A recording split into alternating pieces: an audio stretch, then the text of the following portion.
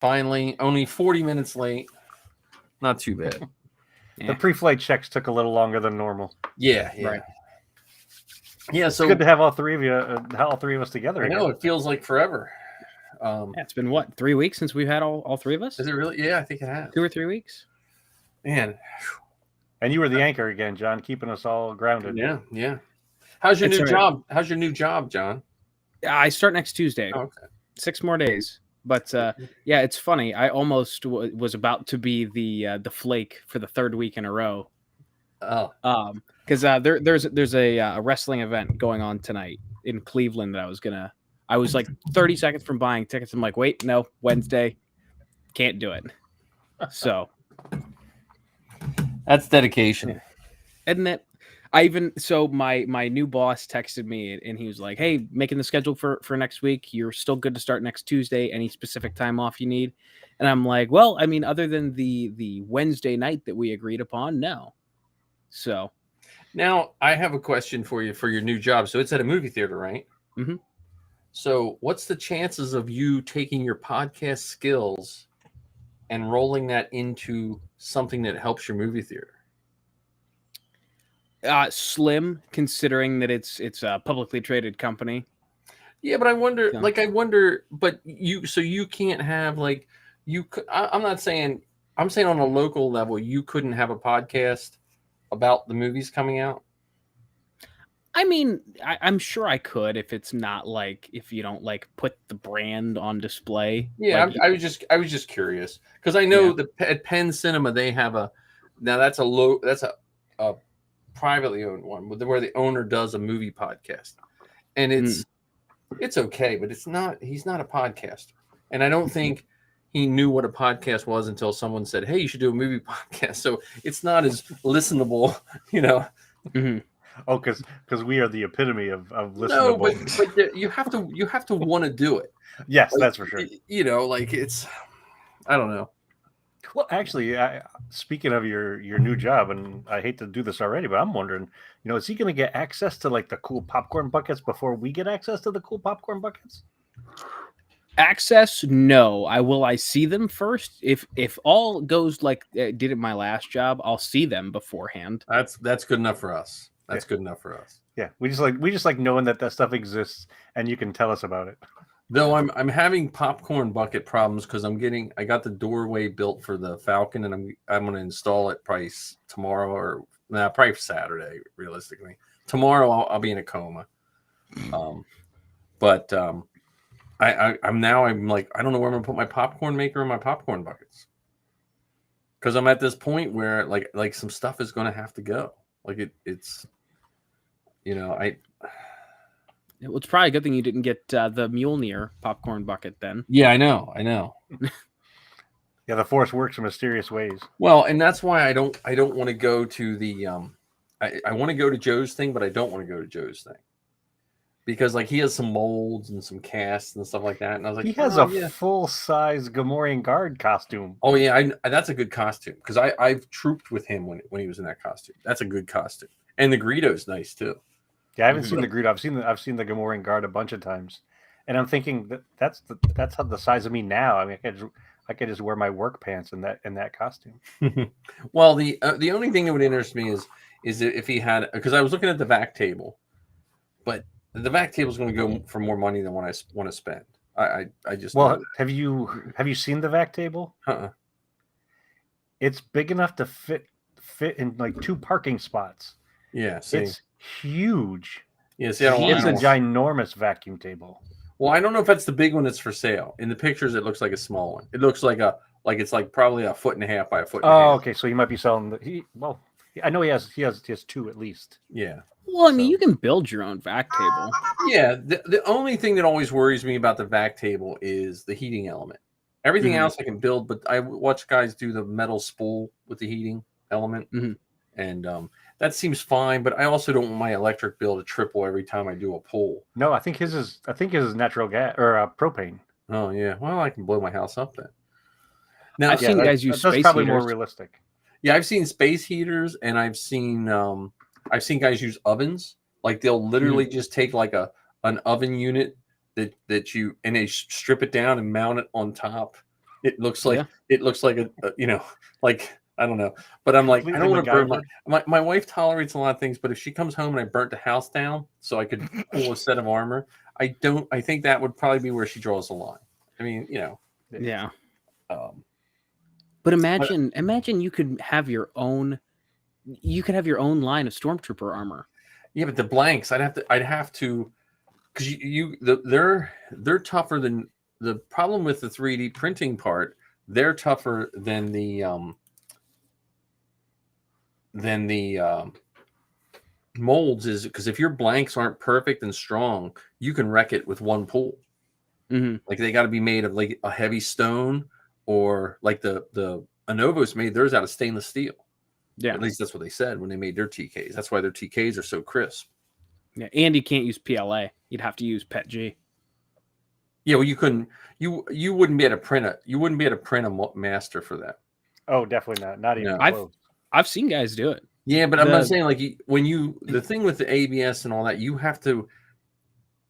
It's almost like you have to plan to have that thing perfect every time. Because I've seen guys 3D print one and they'll get one, maybe two pulls, and then you're back to because you lose that crispness. And, but I don't know. I might go. Like I said, I don't have the money to spend and I don't have the space to put it in. But if I could get a generic Jedi or a generic blank of a generic Mando that I could mold, then I could do it. But if he's selling molds, like I know enough about molds that I know I have a price in my head, because if a mold only has X amount of pulls, and he used to do a lot of stuff, and the last thing I want to do is spend $300 in a mold tear on me. Well, I've used when COVID happened and my position at my last job got replaced, I had a whole bunch of free time on my hands. I went up to Pennsylvania and worked with Joe for several days in the prop shop. Yeah, he did nice molds, but he did them a little different than me. Like he put caps on them so you could shake them. It depended on the helmet, but yeah, he has several. I think he has a regular Din. I know he has a TIE Pilot helmet. Yeah. He always used too much stuff. His were too heavy. Because someone came to my house with one of his TIE Pilots. It was beautiful, but they used like 3 times more resin than you should have used.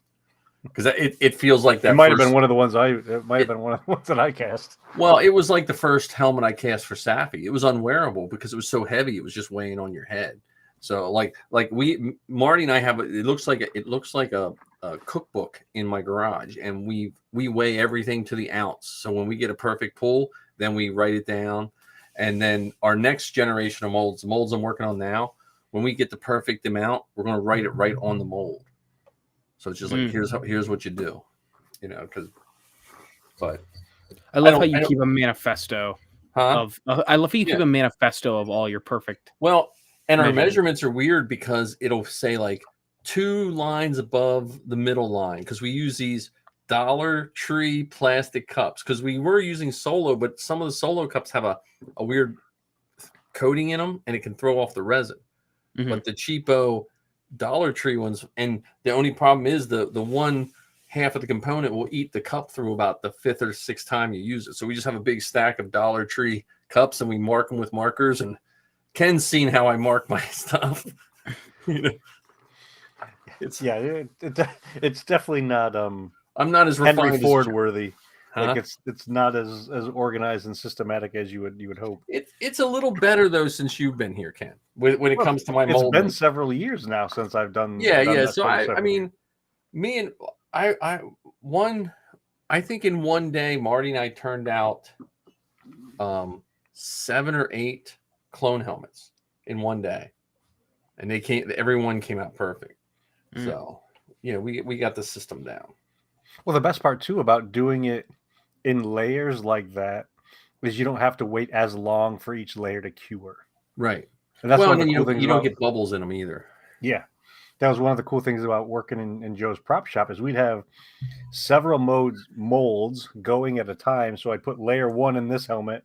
Yep. Let it set up, work on layer 1 of the next helmet, let it set up, work on layer 1 of the third helmet, let it set up. By the time I got done with that one, I could go back for the second layer in the first one. And and just go through that way.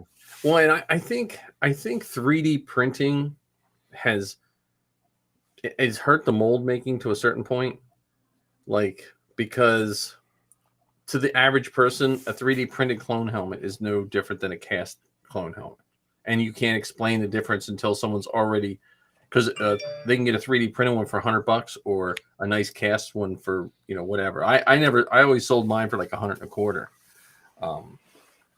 But I don't know. But anyhow, Zoe just texted me. She submitted her Lucasfilm application for that one job, Ken. The one I sent you, John, because we were looking at it more. We were looking at it more, and I was like, that's exactly what she's going to school for. Right. A production assistant one? Well, yeah. And the production is, I mean, her first production assistant job, she was promoted to second director the first day. So, I mean, but she's, I don't know. She's living the life, man, out in Cali. Well, it must be nice. Think about some of the original makers, though, how they started and where they ended up. Yep. Well, even George Lucas started he wasn't even a film major. Well, part of that was because he didn't want to, disagree with his father. Yeah. His father first wanted him to go to school for business and take over the stationery store kind of thing. Well, I've dealt with that with my own kids. And it's hard to. I mean, I am so proud of Zoe and what she did, but it's still scary because it's, she's in that weird position where most of the big film houses will not hire you unless you have a full film degree. That's just, that's just how it is. I don't know if I don't want to. I'm glad she's doing it, and I understand the value of a college education, but I also think that is a little tough too. So, we got Eager and Kevin saying hello. Yeah. Here, I'm gonna put whoops. But anyway, so let me where's my there we go, chat overlay. Whew. It's been too long. I got the chat up. Hi Kevin, hi Eager. But I think of someone like John. He's going back into the movie business, even though he's coming into the movie theater business. But but like some of those companies, I often wonder if some of those companies have some of them have like stipends for college classes and stuff like that. And just take online classes and get if someone's going to pay for your degree, of some sort. I still think John would have been good for that job too. But now that you're competing against Zoe, I have to always root for my kid. I'm sorry. Look, the application was for shits and gigs to begin with, so. But you know what? You should keep your eyes open on them because they're the Skywalker sound that Zoe applied for. She just applied like you for shits and giggles, like at the middle of last year. That was a $35 an hour internship. Oh my God.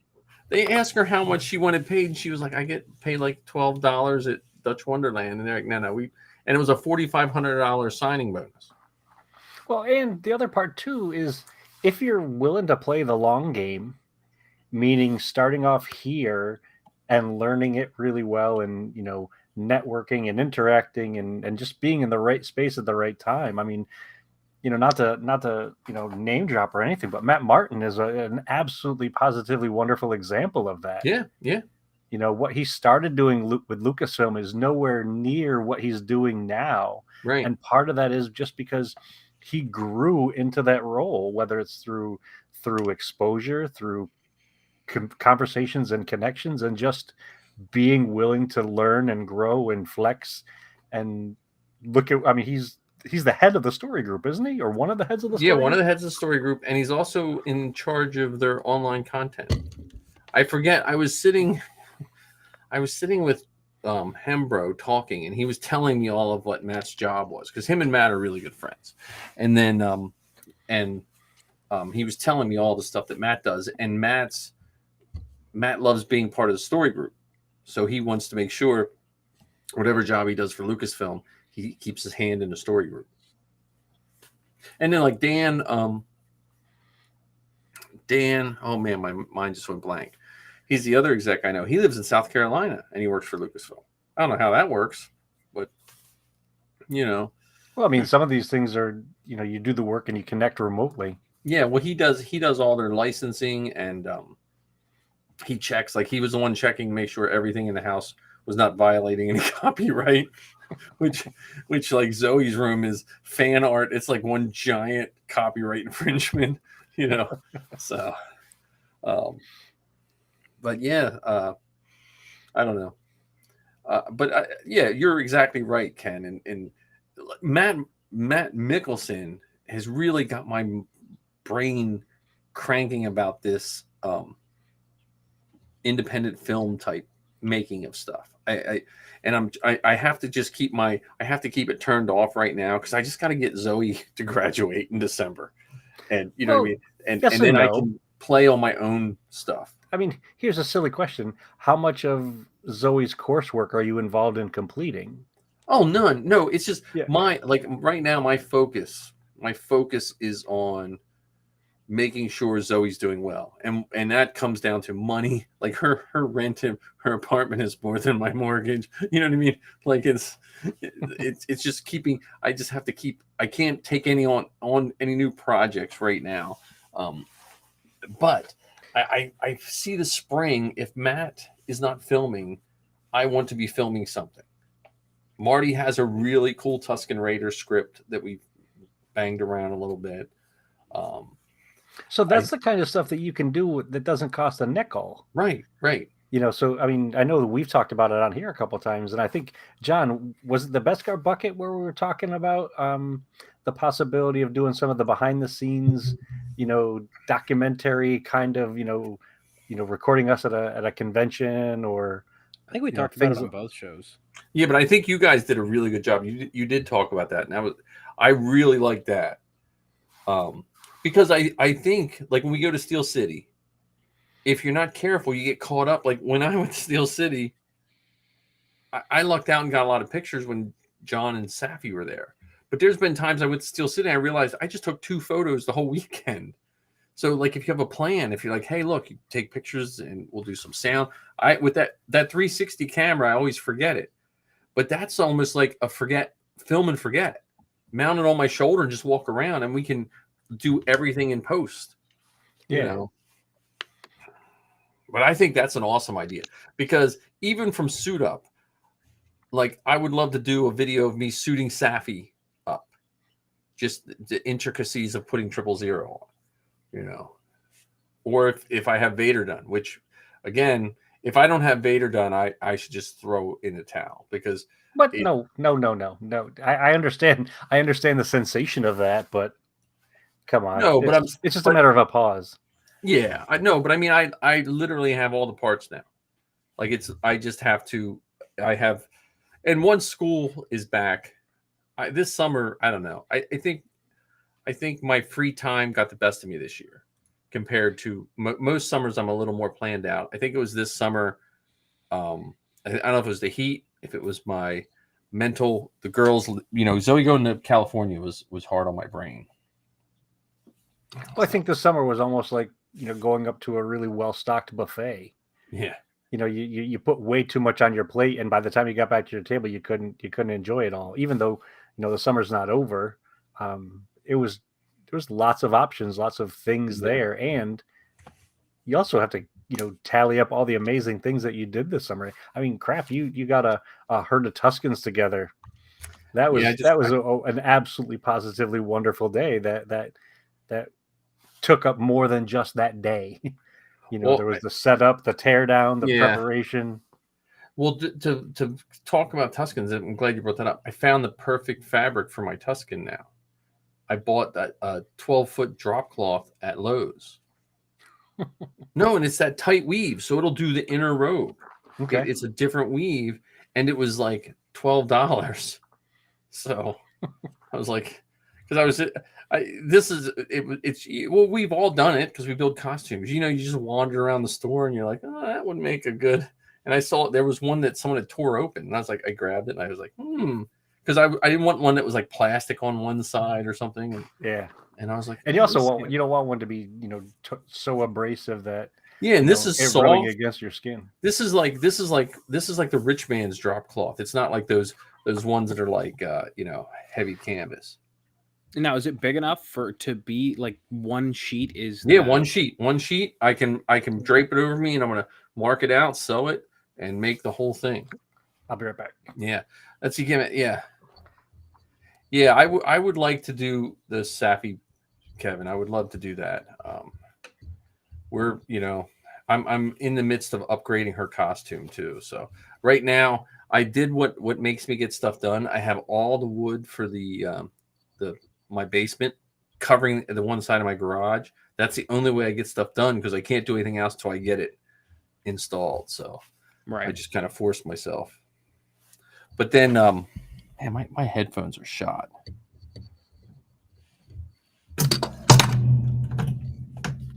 There we go. You hear me? Yep. Okay. Yeah, my headphones they're going in and out. I don't know.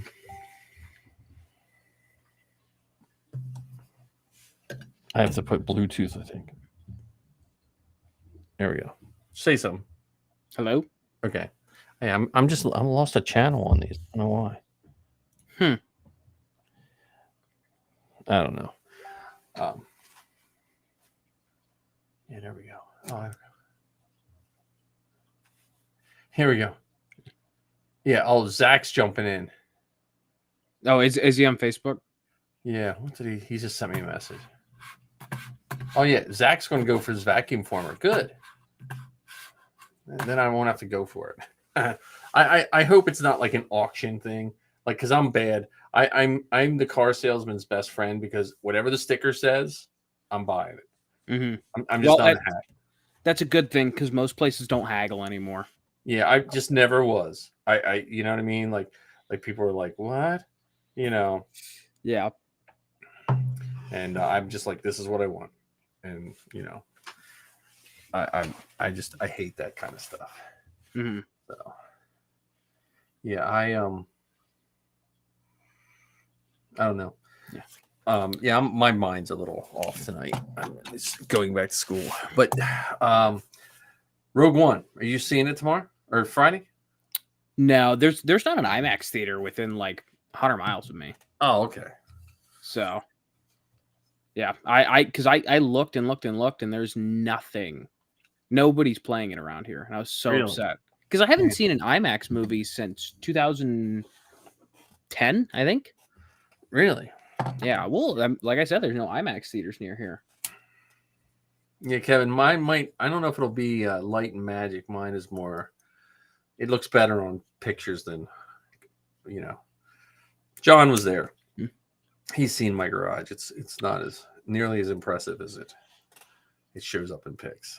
I don't know. It was pretty. It was more impressive than what I got going on. So, well, so Marty and I were going to suit up for Rogue One. Like we were just going to suit up and walk around. But the IMAX near us is not assigned seating. Ooh. So we're just like, you know what? Screw it. We'll just show up and get it. I need a good. I mean, there's no real bad seats in the IMAX, but I don't want to be sitting like right in the front row on the far left or something. Right. Now, are they? Is it like a 1 day only thing, or is it? I think it's 1 day only. Ken might know. Is the Rogue One release a 1 day only? I think it is just the 1 day because they're also. And I'm mainly going to see. I think they're showing a preview, an extended preview of Andor or something. Yeah, I'm trying to figure out where it's going to be because I don't think it's going to be in all places. It's in Lidditz. I got my tickets already, and I think it's not showing in the Delaware one. I don't know if it's showing in King of Prussia either. I'm trying to think where all the IMAXs are. But yeah, I got a ticket. Safi got to work, and so it's just me and Marty. I think some people from Delaware. Donna's coming up. Remember that was at the movie shoot. She's coming up. Oh, she's coming. Oh, she's coming to you. Yeah. Oh, that's very cool. So I love Donna. She's fantastic. Yeah. Oh yeah, she helps with the Make-A-Wish. She's big with Make-A-Wish and with Lucasfilm and stuff. And yeah, she does a lot. It is going to be in my area. There you go. Yeah, there's not one within 100 miles of me, Ken. Yeah, yeah. Well, when you become the big regional boss of all these movie theaters, and then you can maybe pick a better area for your living, or what comes to you, or just you have them build an IMAX out back. Right. I don't really.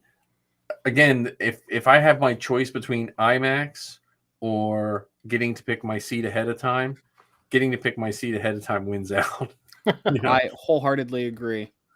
The only IMAX there's an IMAX in Harrisburg, and it's the old style where it's a giant half a dome, and the seats are almost like straight up and down, like the person behind you, their knees are like your head level, like it's like in a weird. Those IMAXs I like. Yeah, the stadium seating theaters are the best. Yeah. The only one that we have like that is near us that I know of is in Atlantic City. Yeah. But that's, for me, it's only, like 20 miles down the road. Now, do you remember Sense-Around in the 80s, I think it was? No. Battlestar Galactica was touted as, it was Battlestar Galactica in Sense-Around, and it was the theater. There was very few, but they were supposed to have like seats that shook or something like that. It was supposed to give you all it. Mm-hmm. Kind of like what's it called now, D-Box or something crazy. Yeah, I don't know what it was, but it was. But I don't know if it ever took off. It was, it was. They were trying. That's something like that should just be at like amusement parks, in my opinion. Well, yeah, they used to have at Disney like the ants where like water would spray on you and. Oh, see, that's the 4D kind of thing. Where they shoot water from the seat in front of you, and the seat ripples, and they got the smellogram or whatever the little. Yeah. The Muppets 4D was fantastic. Yes, every time we go, we have to watch it. Like I force my family to watch it. So this episode, I was thinking, to think of our show and start putting it in categories, because I know once, like the next couple weeks are just going to be hectic for me because of school and stuff like that. But after that, I want to start taking all of our episodes and putting them on Anchor, so we have like a real legit podcast. But I wonder if we need segments, like to keep us focused. Well, do we need segments or do we need topics? Because I don't necessarily think that those are one and the same. No, right. Well, that's what I mean. So do we need? Well, I was thinking more of like broad segments, not like what movie did you see this week, but more like along the lines to. So every one of our segments, not everyone, but certain segments would be like more for you, Ken, and then we would chime in. And the segment would be like we need a segment of what are you doing on your podcast? Like, so then we can hear about the Beskar bucket. We can hear about the forces behind Star Wars, stuff like that. That would be to me would be a segment that would tailor differently to each one of us. Because I'd be like, well, there's no Creedcast right now. So mine would be very short. Yeah. But I was thinking also, like I was driving the other day and I was thinking, like, what if we had a segment where, like, what podcasts are you listening to? And in disclaimer, not including any of ours, or what, you know what I mean? Like, so or what non-Star Wars podcast have you found? Or, I mean, there are non-Star Wars podcasts. What? I know. Is there really? But if someone, because I often think if someone enjoys or at least puts up with us doing this, they might like the other things we like as well. That's a stretch. Well, they might. Like what podcast, Ken, what non-Star Wars podcast do you listen to? I don't. You don't? You have no non-Star Wars podcast at all? That I listen to on a regular basis? No. Yeah. No. Okay. I mean, I've listened to some non-Star Wars podcasts. But you have no regular non-Star Wars? No regular ones. No, definitely not. How about you, John? Well, you don't listen to podcasts. I do listen to one other podcast. What is that? It? That is the PKA podcast. Painkiller already. It's a couple YouTube guys that they do like a 4-hour podcast. So, they're trying to be like us. I see. Yeah. Okay. Except for they're on their 600th episode. Oh well, So. yeah. Plus, they've got another show called Painkiller Nearly, PKN, and that's on like episode 300. So they got quite a few on us. Yeah. Yeah, well, but I was thinking like segments like that, like what troops have we done? What troops have we come? Because eventually we'll all be hopefully trooping more. It seems like the floodgates of trooping events is opening very slowly. I don't know how it is on your end, Ken. Well, I wouldn't say it's opening slowly. Yeah, I wouldn't say it's opening slowly for me. It's just for me personally, I don't get to as many of them as I would like. So I mean, because I live about 45 minutes from Philadelphia, I get the benefit of the New Jersey group that does stuff and the Pennsylvania group that does stuff. So oftentimes Pennsylvania and New Jersey are doing stuff on the same weekend. And then it doesn't mean I can necessarily go to either one. Right. Well, no, it's like, it seems like with at least with Karita, we had tons of events all over the state, and then COVID hit. Because it used to be like on Free Comic Book Day, there was you could go anywhere to do a Free Comic Book Day, and then this last Free Comic Book Day there was like 3 or something like that. Yeah, and I think it may be less of that. There are less events, and maybe because of COVID, there are less people going to those events. Yeah, well, that could be too. That could be because I know for us for a while in New Jersey, even the armor parties were less populated because folks were nervous. They were concerned about getting together in groups. We even for a while had them set up that only so many people could come, and we had to make sure that the space that we were in was broad enough so that folks could be 6 to 12 feet apart. And even when if you were helping someone, you were wearing a mask and that kind of stuff. Yeah, well, that's what I wonder. Like with ours seem to have more in Pennsylvania, more groups running along the eastern coast or the eastern border of PA, up and down from Philly all the way north. But we don't seem to have as much in the middle of the state like we did in the past. Gotcha. Okay. Kevin's got good news. Yeah, there you go. Yeah, well, again, you should check your local IMAX, because if they're not assigned seating, that means you want to get there early. So it all depends. The one near us, you have to just be there early. I'm looking forward to it. I'm just looking forward to seeing a Star Wars movie in the theater, because the last one I saw in the theater was when we rented it for Book of Boba Fett. Oh, when you saw it, you showed Empire, right? Yeah, we did Book of Boba Fett. We did Holiday Special Cartoon, Book of Boba Fett, and then we watched Empire Strikes Back. Nice, because you get a 3-hour window to rent I forget what they call it. It's called renting. I don't know. Well worth it if your movie theater has that. I'll do it again at Christmas this year when Zoe's home. We'll probably just watch, since I didn't get to see Andor is going to be the first Star Wars I didn't get to see with her. Well, I mean, I know that Disney Plus has that share feature, so in theory, the two of you could watch it together from separate places at the same time. It only works if you have separate accounts. See, she's on my account. Like, you can have 5 people. Yep. You can't share watch with people on your account. We tried it when she was in Temple. Okay. So, because I thought about that too. But yeah, but I don't know. So to go back to your idea of the segments. Yeah. So I definitely think there's possibilities there, and it may vary from episode to episode. So for instance, if we know that none of us have a troop that we're in or going to, then maybe that's the segment we skip this go round. Right. And then next week we know that, Mike's going to be doing this event. So we spend some time, even if it's called, Convention Corner. And then, we talk 10, 15 minutes about the event and, what made it exciting and, who we went as, who we saw. Even if one thing that we haven't done a lot of, we've done it a little bit, but not as much as we could, even if because this is both video and audio. we put together, a handful of photographs from the event and say, hey, Yeah. this is me with so and so. This is the group that I was with. I'm the third TK from the right kind of thing.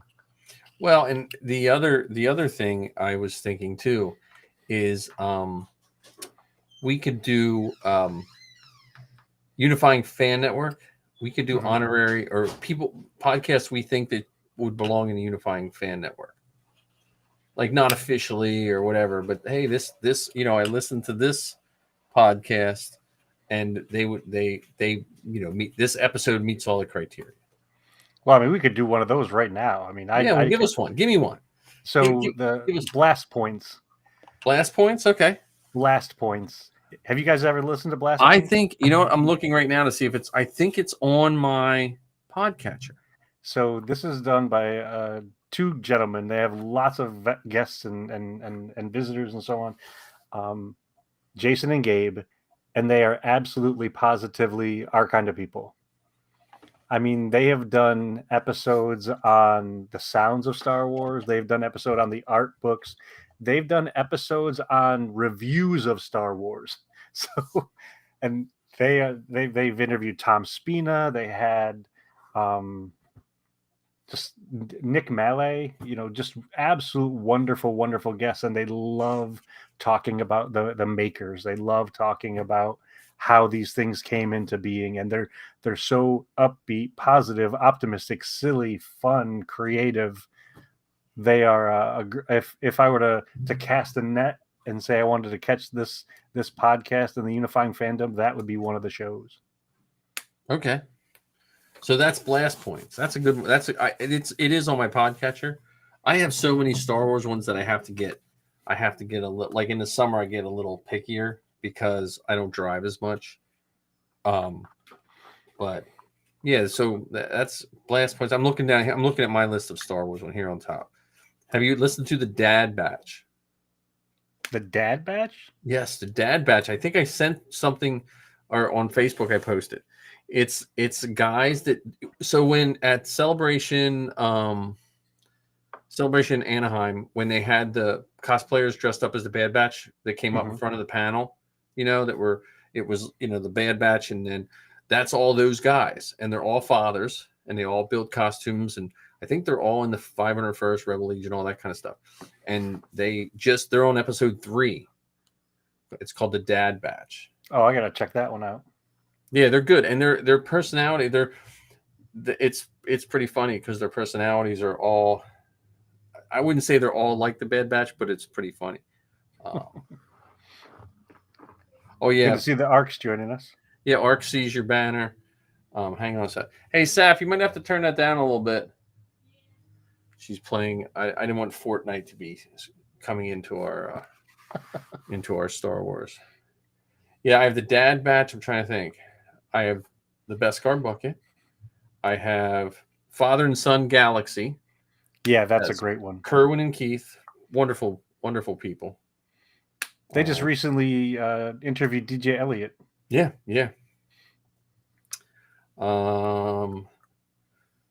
Let's see, Blue Harvest. That's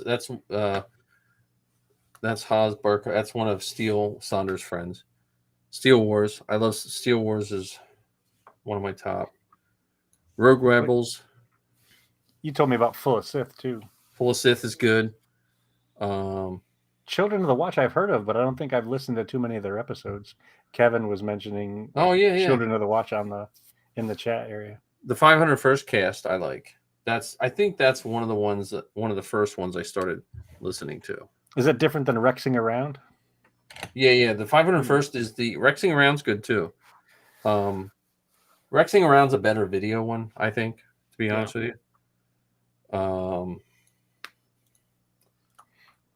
The Cantina cast is another one. Geeky Bubble used to be the Wookiee Gunner. Now they're on hiatus until they just do the animated Star Wars. It's Jonah Marie Macinas and her mother. That's another good one. How about Sky Talkers? Have you ever listened to Sky Talkers? I have talked to the Sky Talkers a little bit. I think I was sitting with one of them in Chicago at the podcaster meetup. They had the Chicago podcaster meetup was a little better than the Anaheim podcaster meetup. But it was just a bunch of we just filled the whole side of the one hotel in Chicago. That's cool. The Hyatt, I think it was the Hyatt, and it was just all podcasters. And I was there with Jonah Marie. I forget who else. A bunch. It was just fun talking. How about Talking Bay 94? Talking Bay 9. Isn't that did that used to be a toy? Was that a toy one? Did that start out as a toy one? I'm not sure. I thought it was. I thought it was always about the behind the scenes stuff. Oh, okay, I might think of. No Cargo. I think there's one called Cargo Bay or something. It was. Okay. Geek Dudes was the ones. That's the guys I was sitting with. And there's the Sisters with Sabers is good. That has language, so you got to be careful. Well, so does Blue Harvest though. Yeah, Blue Harvest. Yeah, Blue Harvest. Yeah, that's not for children. Blue Harvest is not. Blue Harvest. I can't even hang that on my bulletin board at school because their one theme song is a little weird. Yeah, no children should listen to that one. Yeah, I've only listened to 2 episodes, and I don't know if I'd put it on my list of regulars. But I mean, it was. Yeah, I just know I know Haas a little bit, and I found out of him. The other one, I'm trying to think. So actually, as we're talking about this idea of segments, and this is something that I think I talked about it with John, is that we could have one portion of our show be this live stuff. And then let's say it's 90 minutes of live where we get to interact with folks like Kevin and E-Girl and Ark and so on and talk about a topic or, a series of topics.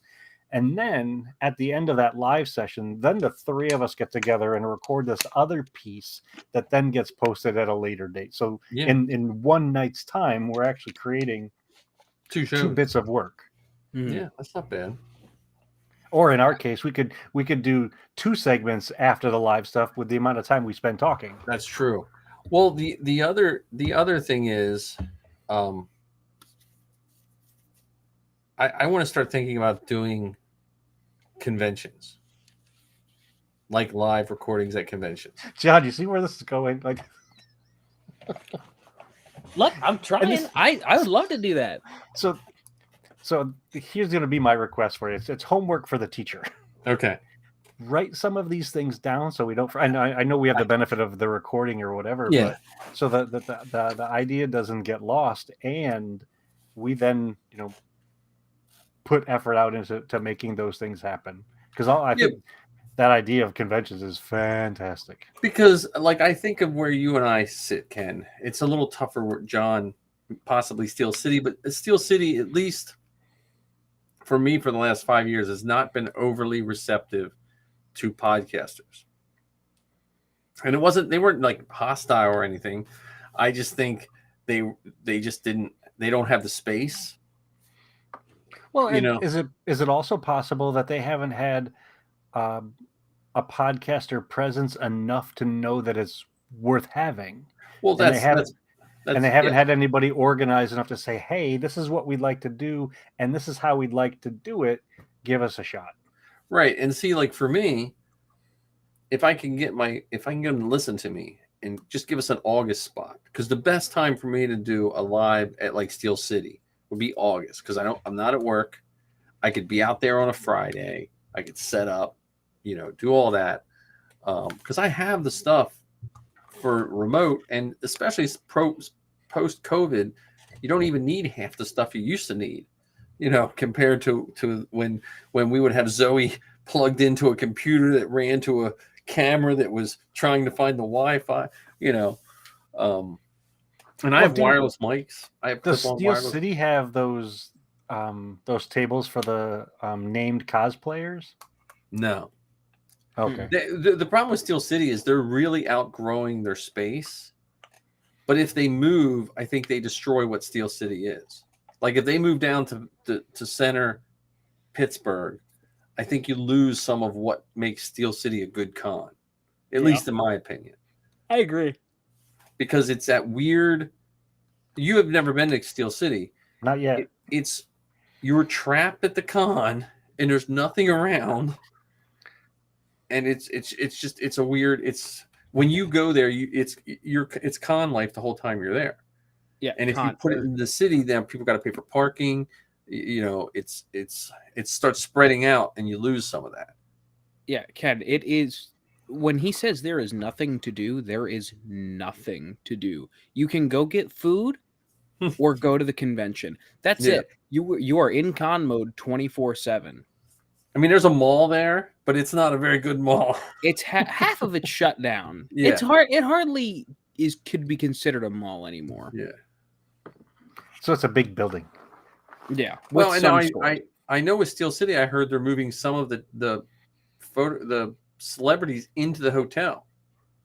That back, the back end of the room, the back of the hotel, they're going to have like some of the stuff out over there too. Some of the people that pay the extra stuff, which is good. It'll clear up some space. But Ken, like if I could, the problem is you can never get a table. Like they'll put the tables up for sale for the next con before that con's up. And if you previously rented a table, you get first dibs. Before the day ends, the last day of the con ends, the tables are all full. Like you can't. There's no space. Like there's no tables to rent. Well, because I've never been there, really have no frame of reference to what's possible. Because you had mentioned we don't need a big space. So is there a way? There is no space, Ken. Mm-mm. There's not corners. They now, but see, here's my thought on Steel City is worst case is we do a show from the lobby of the DoubleTree, because the DoubleTree people, unless you're setting something on fire, they don't bother with you. There's people playing video games and magic all, so if you can do like a small live show from there, it kind of like make that niche happen. Like because if the summer would be the best, because you could go outside and like right on the side of the building, you could have it set up and they wouldn't even bother with you, because the convention building's a weird setup. It faces away from the hotel. So you literally have to walk around the building to get in the entrance. And so there's tons of walls where cosplayers go to take pictures and stuff, because it's just a big stone wall. Well, not to sound like a criminal or anything, but if the three of us are able to get together and go to Steel City in December, we can case the joint and think this through, and it'll give us between December and, to your point, August to come up with some idea that we can then present to this group, and or we do what we were talking about and put together some plans for filming some of these bits that we then cobble together afterwards.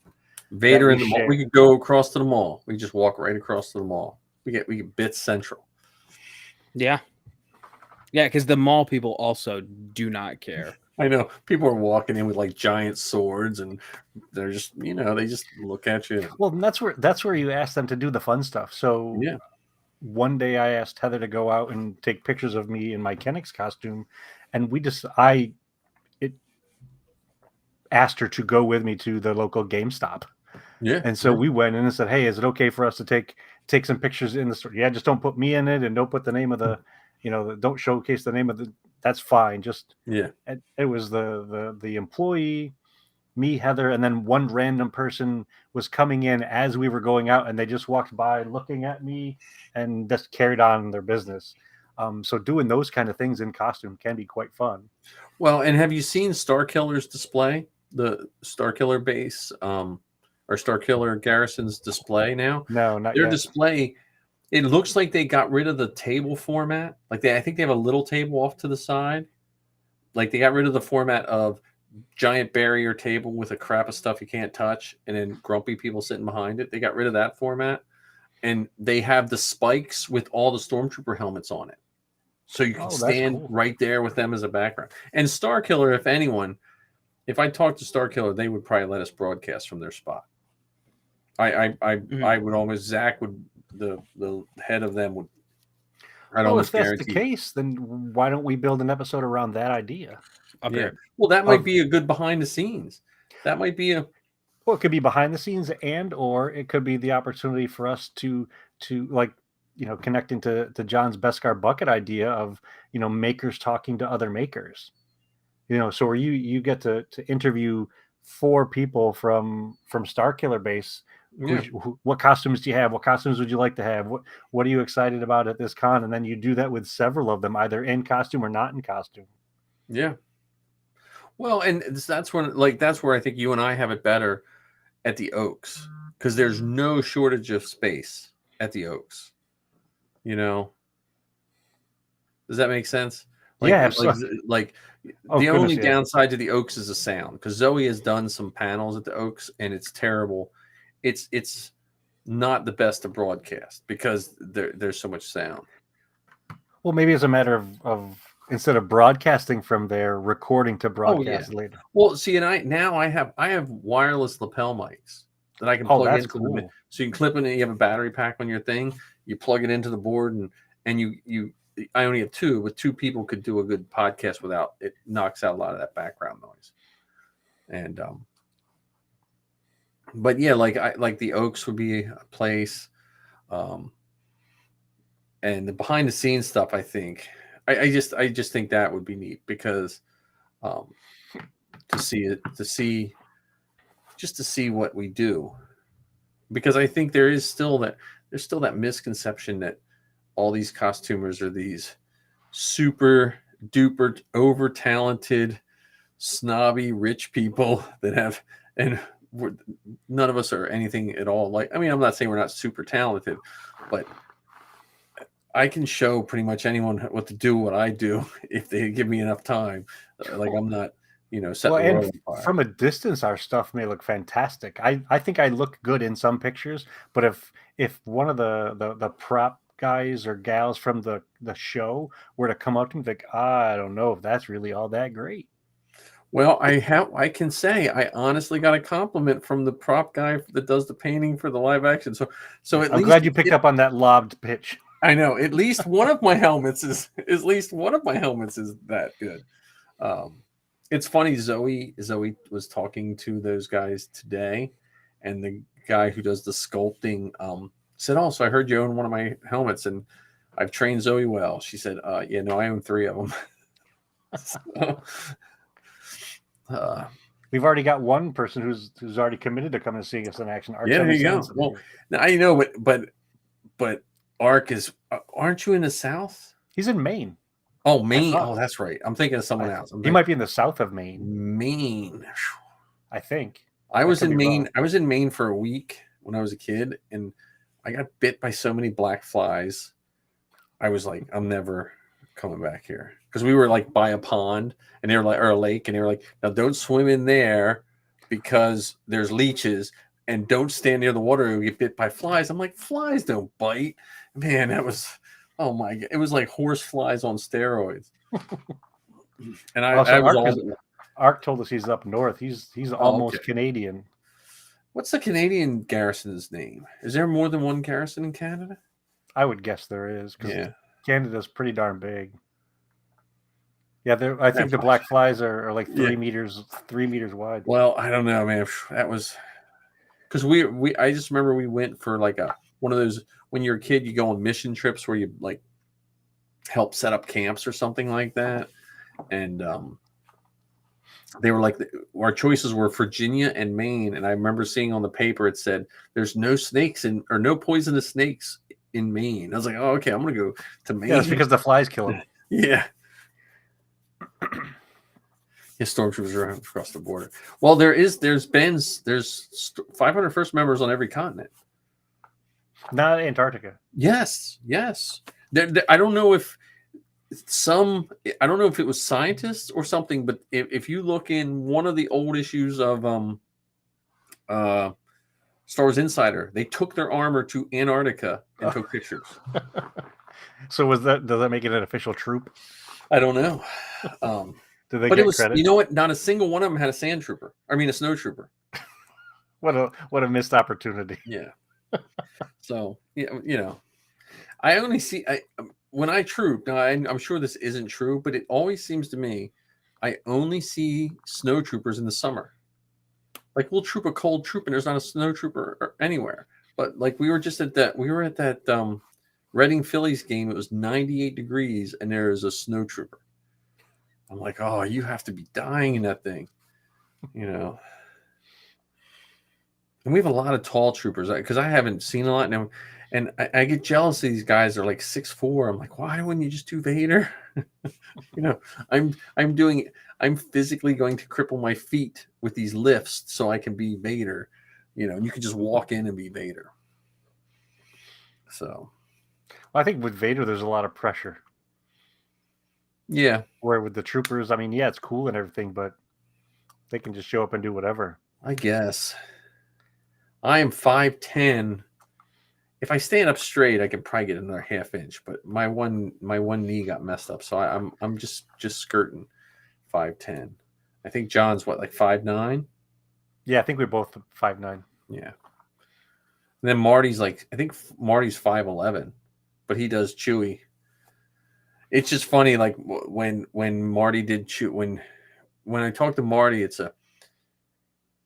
like he finds out what something really is, and that's what he strives for. Because he's like, Peter Mayhew was this tall, and then the mask added this much, and then this much. So this is how tall I have to be. Because I've seen guys do Chewbacca, and I think they're like 8 foot tall. They're just like, oh, let's just do, you know, they don't just Google how tall was, you know, Chewbacca. So, but Marty does Vader. He was the first person I talked to when I trooped. I think it was my second or third troop. It was the Toys R Us midnight release of Clone Wars toys.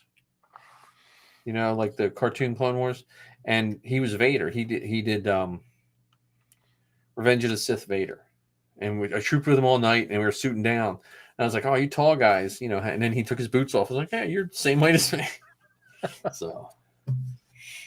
Well, and the other thing for me when it comes to some of those characters, even if they're not at that height, as long as they have that presence.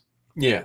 I mean, I don't think I would do well with a Vader who was 5'2", but yeah, we have like a 5'6" Vader in our garrison.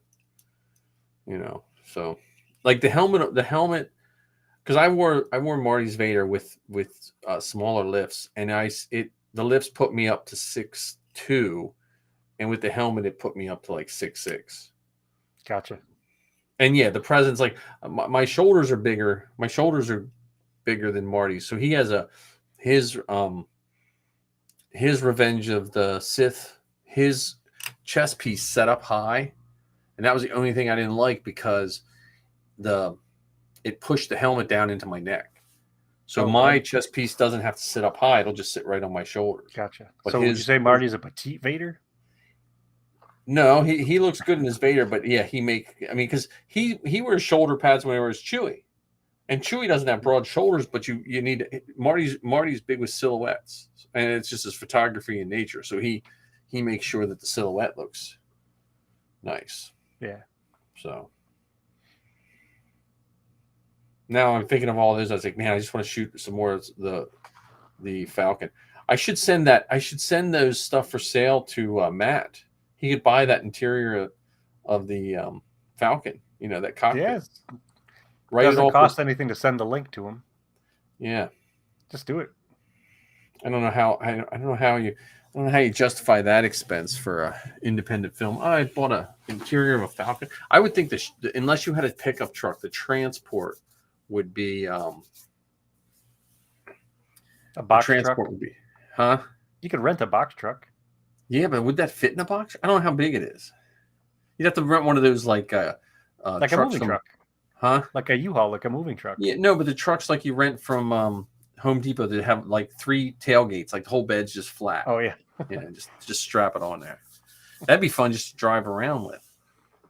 We trooped, so Maryland's like our garrison.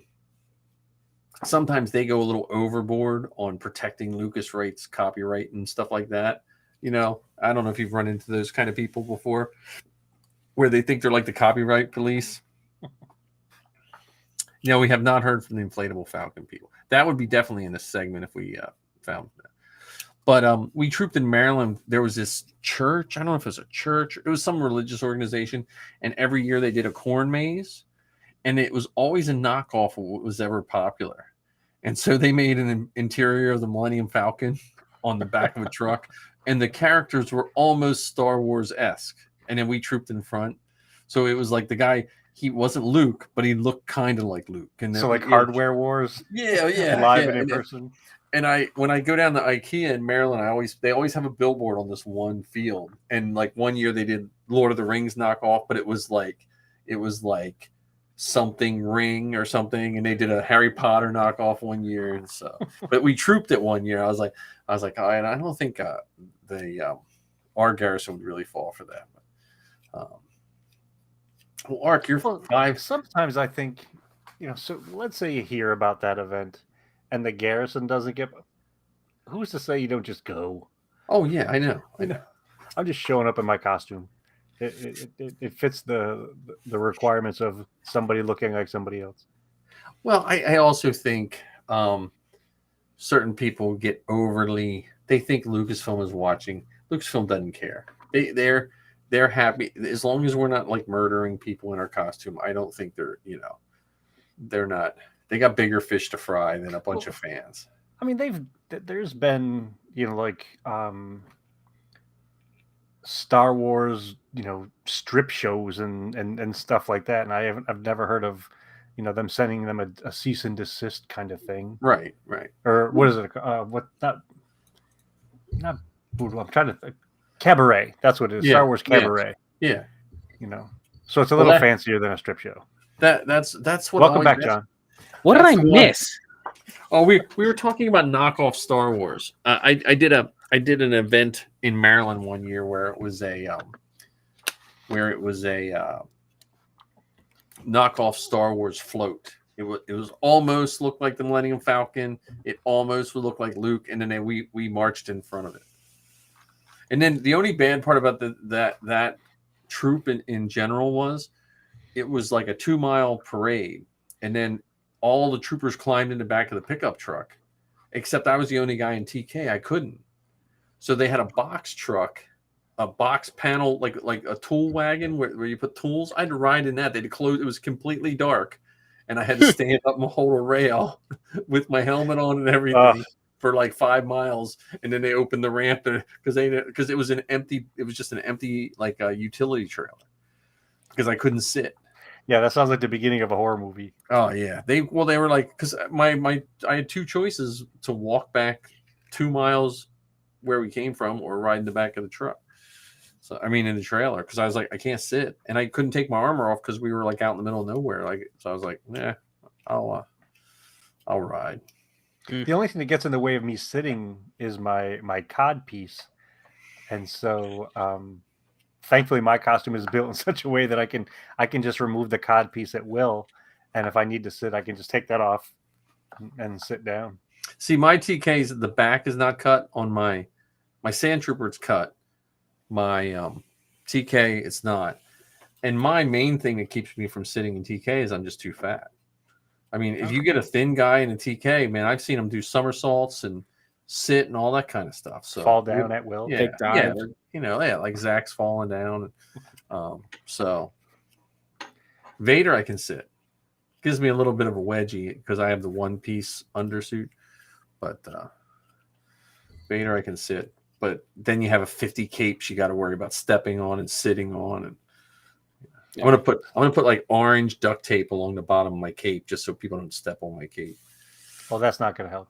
No, it's noble thinking, but I can sit in both of my costumes, thankfully. There you go. Yeah, that's why in a TK is still kind of startling to me. It's like, how do I feel about standing? But see, you did well in a TK. You will never troop as long as we did that movie that day. Yeah. Like, because that was just like that one time we were just standing there forever. Yeah, no. I mean, Celebration, it's possible. It's conceivable if you go to Celebration, you could be in costume that long. Not saying you'd want to be in costume that long, but it is possible. But you won't notice it then. Yeah. Yeah, you'll be so hopped up on energy, just Safi was in her adrenaline. 6 and 7 hours a day, I think. the one day in 000. in 000. Get out of here! There's no way. Yeah. Oh yeah. Yeah. Because it took us. You got to remember, it took us the first time we took her out. It took us over an hour just to get to the con floor from stopping from taking pictures, and then we were in. She was in it for like another 4 hours. We just went to a table, took her head off. I got her a drink, put it back on. She was in it for another hour and a half, and then we walked another hour back. Yeah. See, I had a bladder the size of a walnut, and I don't think I'd last that long in a costume like that.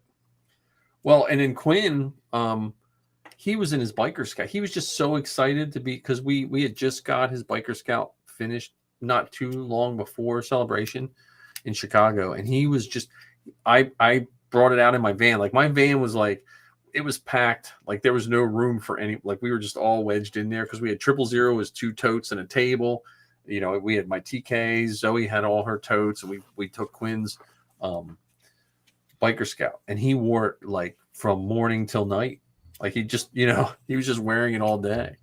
So yeah, I don't know what it is. To your point though, Ken, like I also have the bladder of a walnut, but it's so weird whenever I'm at conventions or in costume, I don't notice it because I purposely, I don't eat, I don't drink.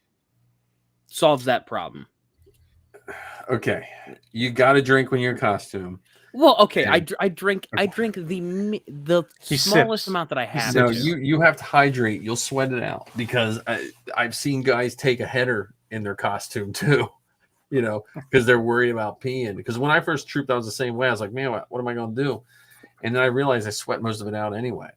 But you got to be careful. You got to be careful with that because that Kylo, you know how warm it was when you wore it. When you're out there trooping in the summer, you got to be careful with that.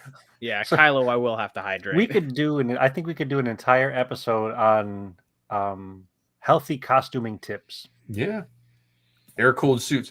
I've seen those. A lot of the Royal Guards wear them.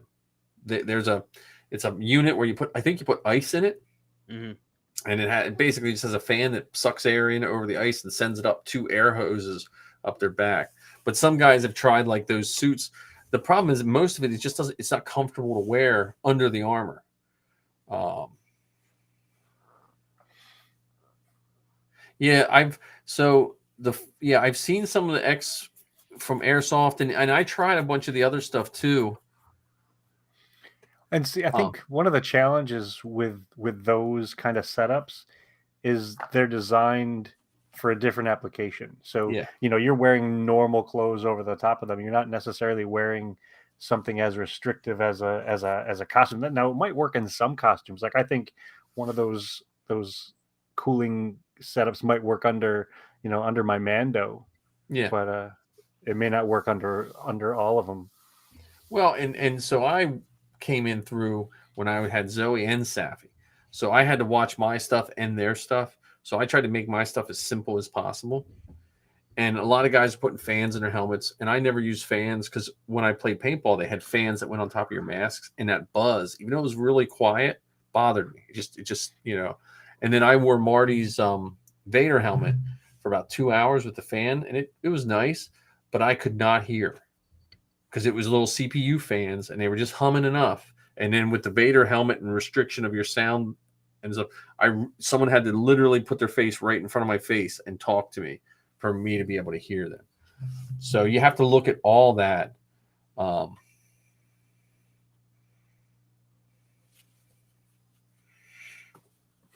me see. Yeah, it definitely takes some flexing and figuring it out because. I don't think those, like I said, I don't think those setups are designed for all applications. Yeah, but I will tell you. So Ark was saying about 500 first approved. It doesn't. Price doesn't guarantee you approval. You can get approved inexpensively. You know what I mean? So. But some of the best anti-fog systems I've seen is the strips you put inside. You know what I mean? Like you can put a piece of material inside with the with the stormtroopers, I used to glue my eye lenses in or tape them in. My sand trooper, it's actually bolted in on the earpiece and it comes around. So there's a space underneath it. You can't see it from outside. And my sand trooper never fogs up. So Kylo never fogs either. That's a mesh screen. yeah. No lenses. Well, and that's what you have to think of in a costume too. Like I look at the guys, like I look at Marty with Chewie, he's seeing through his own eyes. He doesn't have to worry about that. So you kind of find the costume and you just do one you like, of course, but you have to know your own limitations. Safi has always been like a trooping beast, man. She was a Jawa. She was one of the first suited up and the last suited down. Same when she was a Tusken. So I had no worries about her. And with her new 000 costume, I don't know if I'll have it done by December, but it will. Her chest piece weighs more than almost all of Dan's whole C-3PO. So when I redo it, her whole suit will be really light. So she's not going to know what to do with herself. I know. She actually be able to move. Well, I'm gonna try fiberglass line, and then I'm gonna line it with like a satinish type material, so it moves a little better too.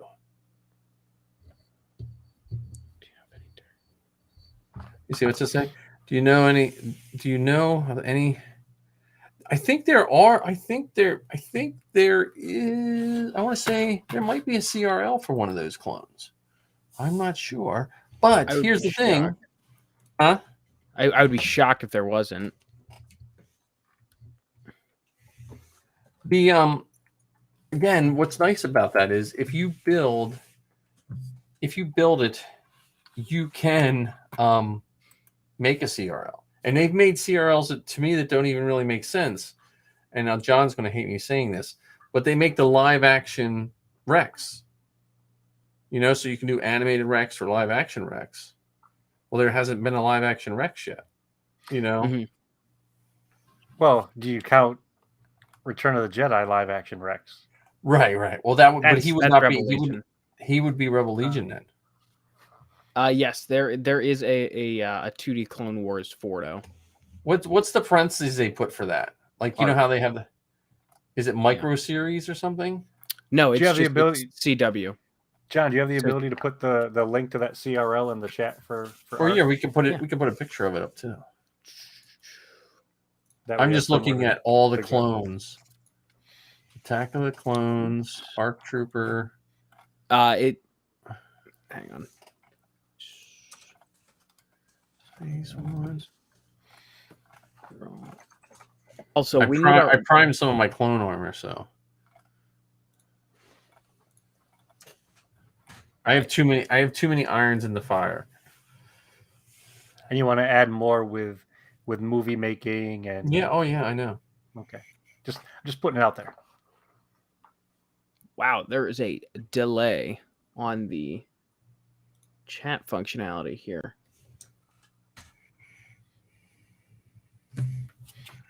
Maybe not. Why did it not? What? Which helmet did I send you home with? Did I send you home with a pilot or a clone? Pilot. John.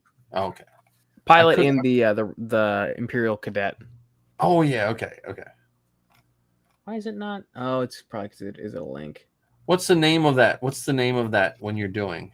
So if you just go to the like whole CRL page, I'm in the troop. I'm in the Clone Wars detachment page. Ah, yeah. Is it like TC, CT? It's AR. AR. Yeah. AR. ARC Trooper. Okay, here we go. Yep. ARC Trooper. Fordo. Parentheses CW Fordo. There we go. Here we go. I got it.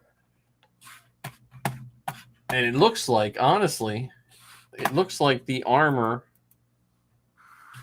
is it looks like the armor isn't even different than the regular animated. Yeah, that's just the normal. It's probably just the paint job and the helmet. Oh, and no ribbing on the neck seal. Yeah, well, all the clones have no ribbing on the neck seal. Yeah, I thought the realistic ones had a ribbing. Oh, maybe realistic, but the animated ones. Yeah, so there you go. There's one. There you are, Fordo. So this armor looks exactly like the armor I just got. The neck piece looks just a little more basic, but the belt looks the same. The holsters just look a little different. The helmets, the whole chest setup is the same. The hand plates are the same. The back plate's different. Yeah, the back plate is different, and the pauldron's different. The ab looks the same. Kidney belt looks the same. I think the cod piece might be different. That cod piece looks a little different. Yeah, there you go. Look at that. The same goofy shoes on the pistols are different. Are those Crocs? No, they're a weird kind of shoe, but the shoes are different too. But I think they're the same shoe. They just you have to put this strip of material over them. I have never seen shoes like that before that I know of. Yeah, if you took it off, they're not Crocs, but they're pretty close to Crocs. They're like Star Wars Crocs. I don't know. Yeah, I hate the clone shoes, honestly. I gotta paint mine. Oh, that's funny. Ark asked the same question. Are those Crocs? Great minds think alike, buddy. But they, I have to paint mine the rust color. So I have to strip the polish with acetone so the paint sticks to the. But can't you cover it with Plastidip? Well, do they make rust color Plastidip? No, you cover it with Plastidip and then put the rust paint over it. I have a whole can of Plastidip. Maybe I can't get it on the soles because I think the soles have to stay white. I have to look at that. I know you can put Plastidip on foam and then paint the foam. That's what a lot of the. I will have to check that out. Yeah, just don't do it on your fancy Crocs. Do it. Are we trying to figure out how to paint the shoes? I'm sorry, I got sidetracked with the conversation. Yeah. Are the shoes you have leather? I don't know if they're leather or pleather. I haven't got that far down. I was just thinking about painting them the other day. Oh, I thought they were like those Star Wars Crocs. No. These are like a dress shoe that on this armor I bought. Yeah. I was gonna say just use either leather paints or acrylic paints could probably work on that. Well, the problem is they got to match the rest of the armor. So that's why I was going to acetone them and hit them with, because I found the rust color in spray paint, and so I'm just going to mark that sucker off and paint. Go to my just paint away. Mm-hmm. I don't even know. There has to be a Keeley.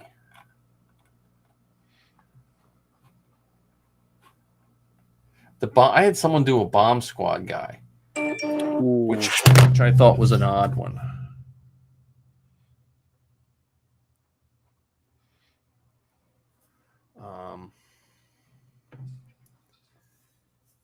Yeah, I don't know. Hey, John, I think Kevin was asking about getting one of those banners behind you. It's either Kevin or Ark. Yeah, I think it was Kevin. Yeah, just DM me on really anything. And I'll send you the files. It's like $20 on Amazon. Oh, cool. $20, man. That's a steal. Yeah. And it's cool too. I mean, it's not plastic. It's like a thick cloth. Really nice. I mean, it's worth the wait. I had to wait like 3-4 weeks for it to get it from China, but yeah, but that's not bad. It's fantastic for what we're doing. Right. Plus, it was that or spend $90 to get one from Walmart. So, figured why not. So the problem with selling them, Ark, is Ken's logo and the Unifying Phantom Network. I personally got hit with a good old copyright claim by one of the companies I use because we have the Star Wars logo in them. So can't sell them. Well, and a lot of times selling that stuff, even I know, like when you open up a TeePublic store or any of that, you don't really make much unless you want to have tons of inventory sitting on shelves. like clothing and because I know when the girls first started, they were pushing like, oh, you should sell your logos and these, and so we set up a T Public site and all that, and you literally make like $1. What? Mm-hmm. Zoe's on? Hey, Zoe. Yes, Zoe got hit with a bunch of her shirts got taken off of T Public, which is pretty funny for violations. Yeah, I told Ken I sent the company like a manifesto, like a small novel breaking down how the fair use law works in this country. This is one of the reasons why I love you so much, John. I love that you did that. Well, I mean, I was personally offended because it's like it's not for profit; it's for personal use. I even marked it as a personal order, and they're like, "Nah, sorry, we don't care." It's like, well, yeah. That's fine. I just wasted an hour typing this small novel to you. I just got a big, it's like a 9-foot by 8-foot banner of the Tatooine Desert and the twin suns for my classroom. Because I was trying to do the interior of the Falcon, like the back part, and I just couldn't find pictures that looked right. So I'm going to put that behind my desk so it'll look like I'm sitting in the desert at Tatooine. Yeah. So you should get a unified Freedom Network. Ben Kenobi's hut. I thought about that, but I was trying to find one that was already available on Amazon. Oh, gotcha. And this was like $24, and I had it in 2 days. So now that we know that Zoe's on, we should pressure her to go see Magic Jump. Yeah. Yes, Magic Jump is not far from where you live, Zoe. Yeah, Zoe. We need a picture of you in front of the Magic Jump headquarters. Giving us the big thumbs up. I just want pictures of her at a California Mando merch party.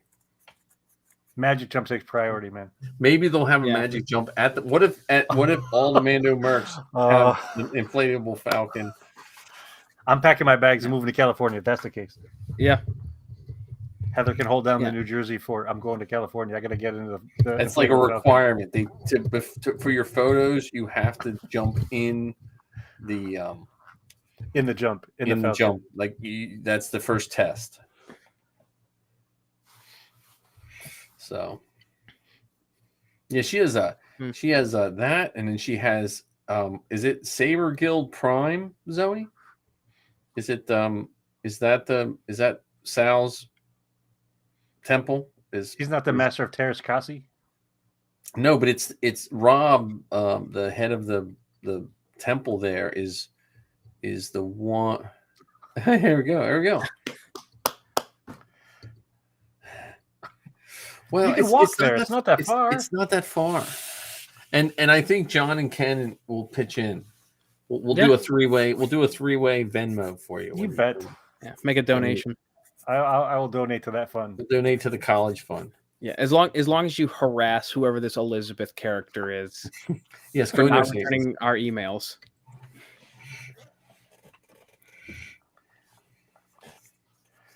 The infamous Elizabeth and her. Yeah, never got a last name. I thought that was odd. Skywalker. Was it Miss Elizabeth? The same Miss Elizabeth from WWE? Maybe. Could be. Is it Zoe? Is the temple? Is it the same one that you're going? Is it the same one that we went to? Here, let me see. Can I? Yeah, hang on 1 second. Let me do this.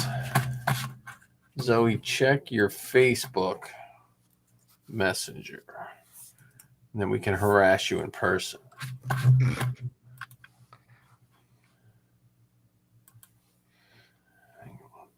Maybe. I'm trying to type too many things here.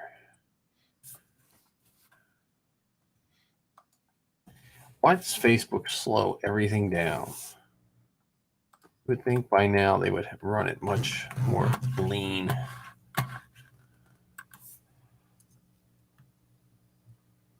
Yeah, there you go. There's Zoe. I sent you a link.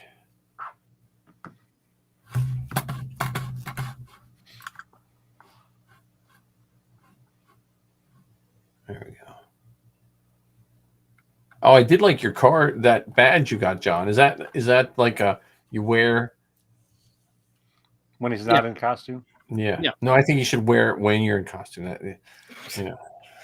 Yeah, No, I was thinking, John, instead of doing an officer, you're talking about an officer, you should do the undercover boss guy.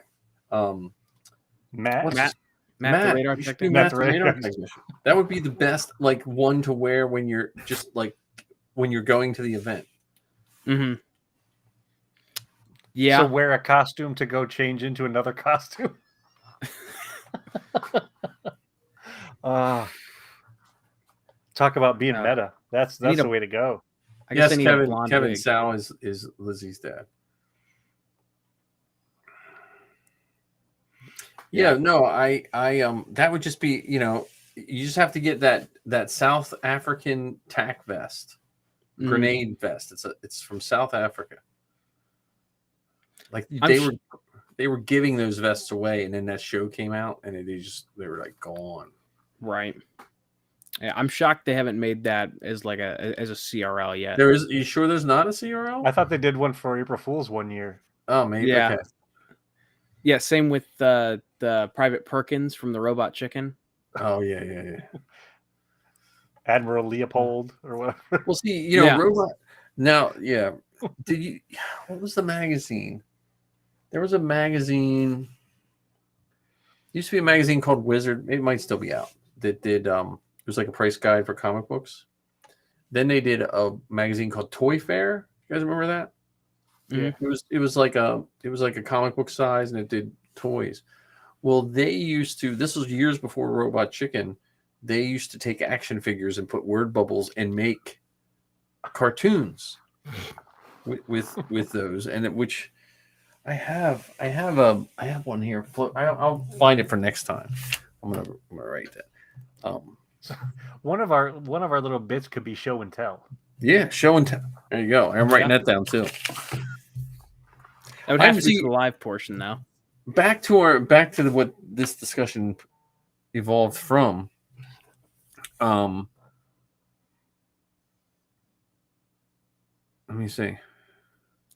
Ken, you're supposed to be our point man. Keep us on track, man. Yeah, keep us on track. I'm getting so caught up in the chats that are coming through. Oh, here, yeah, I know. Here, and wants to come visit. I give Zoe a link, and I forgot to turn her on. There we go. Coming to us live from the Rebel base. Wait, your silhouette is there. You go. Whoa, your head. It's just her face. Is all California have bad internet connection? Because this is very reminiscent of when you and Lizzie first started podcasting. Remember those days? It's not great. Okay. Yeah, and it's still daylight out there, and I envy that. It's 7 It's good to see you from the left coast. Yes. Wait a minute. Ark said he'd pay $100 to see my basement. Well, I'll once I get the archway installed, I'll give another tour. I sent show and tell, man. I'm telling you. Huh? Show and tell. Yeah, I'll do a show and tell. Well, yeah, the segments, that's what we were talking about, but whatever. So at your place we could do this. Not my place, not so much, and I haven't been to John, so I can't say. We could do an episode of Cribs. Yeah, MTV Cribs, except Star Wars Cribs, and do it in your stairwell leading into your basement. Yeah. So, funny story. I was actually obviously my dad did the Beskar bucket with me. Yes. Earlier this week. I can't wait for that. Oh, not to toot my own horn or break my leg getting down from my high horse here. Best episode I've done. Awesome. Sorry, Ken. Sorry, Jess. It was the fantastic. I was hoping for you to say that, actually. But yeah, it turned out to be a really, really good episode. Where the heck did Zoe go? She dropped. Probably. She's back. She's back. It's. But there she is. Oh, that looks better. It looks better. Okay, go ahead. I'm sorry. Go ahead. That's all right. We were talking about because he asked has anyone ever even seen the basement, seen our collection? And I said, I mean bits here and there. He's like, oh, you should do a whole video of doing a tour of the basement. So yes, that was already thrown out there recently, so I'm on board for the idea. I think you need to count all the Falcons you have and tell me what pieces you need so I can send you casts for all those pieces. All of them. How All many of you the need? pieces. I think we've got 5. So Five I or can, six. no, because what I'll do is next time I cast some helmets, I'll lay those molds out. I'll just let the helmet lay in there so all the stuff runs in there, and I can make, it's just runoff. Yeah, I'll have to make a list. Yeah, because we've got so many Falcons now that are just totally incomplete, in disarray. Because I think we just bought like 4 or 5 boxes of like old vintage Kenner stuff. Oh, nice. Where it was just like, hey, this is all just kind of garbage. So it's like, I'll sell these to you for like $100. Nice. So now That you fits watch. right Do into you, the you ever fastest hunk of watch? junk. You ever watch the guys who spend like $200 worth of chemicals to make it white again, mhm. or they Yeah. can just pay $7 for some spray paint? And... Call it a day. Right. What's So, your favorite Zoe, part how- about being on the West Coast there, Zoe? Yeah. The weather's very, very nice.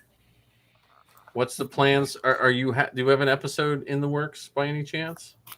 No, Lily's boyfriend's over and she leaves back for school again on Friday. So it'll probably. He could be probably on not there. the first one.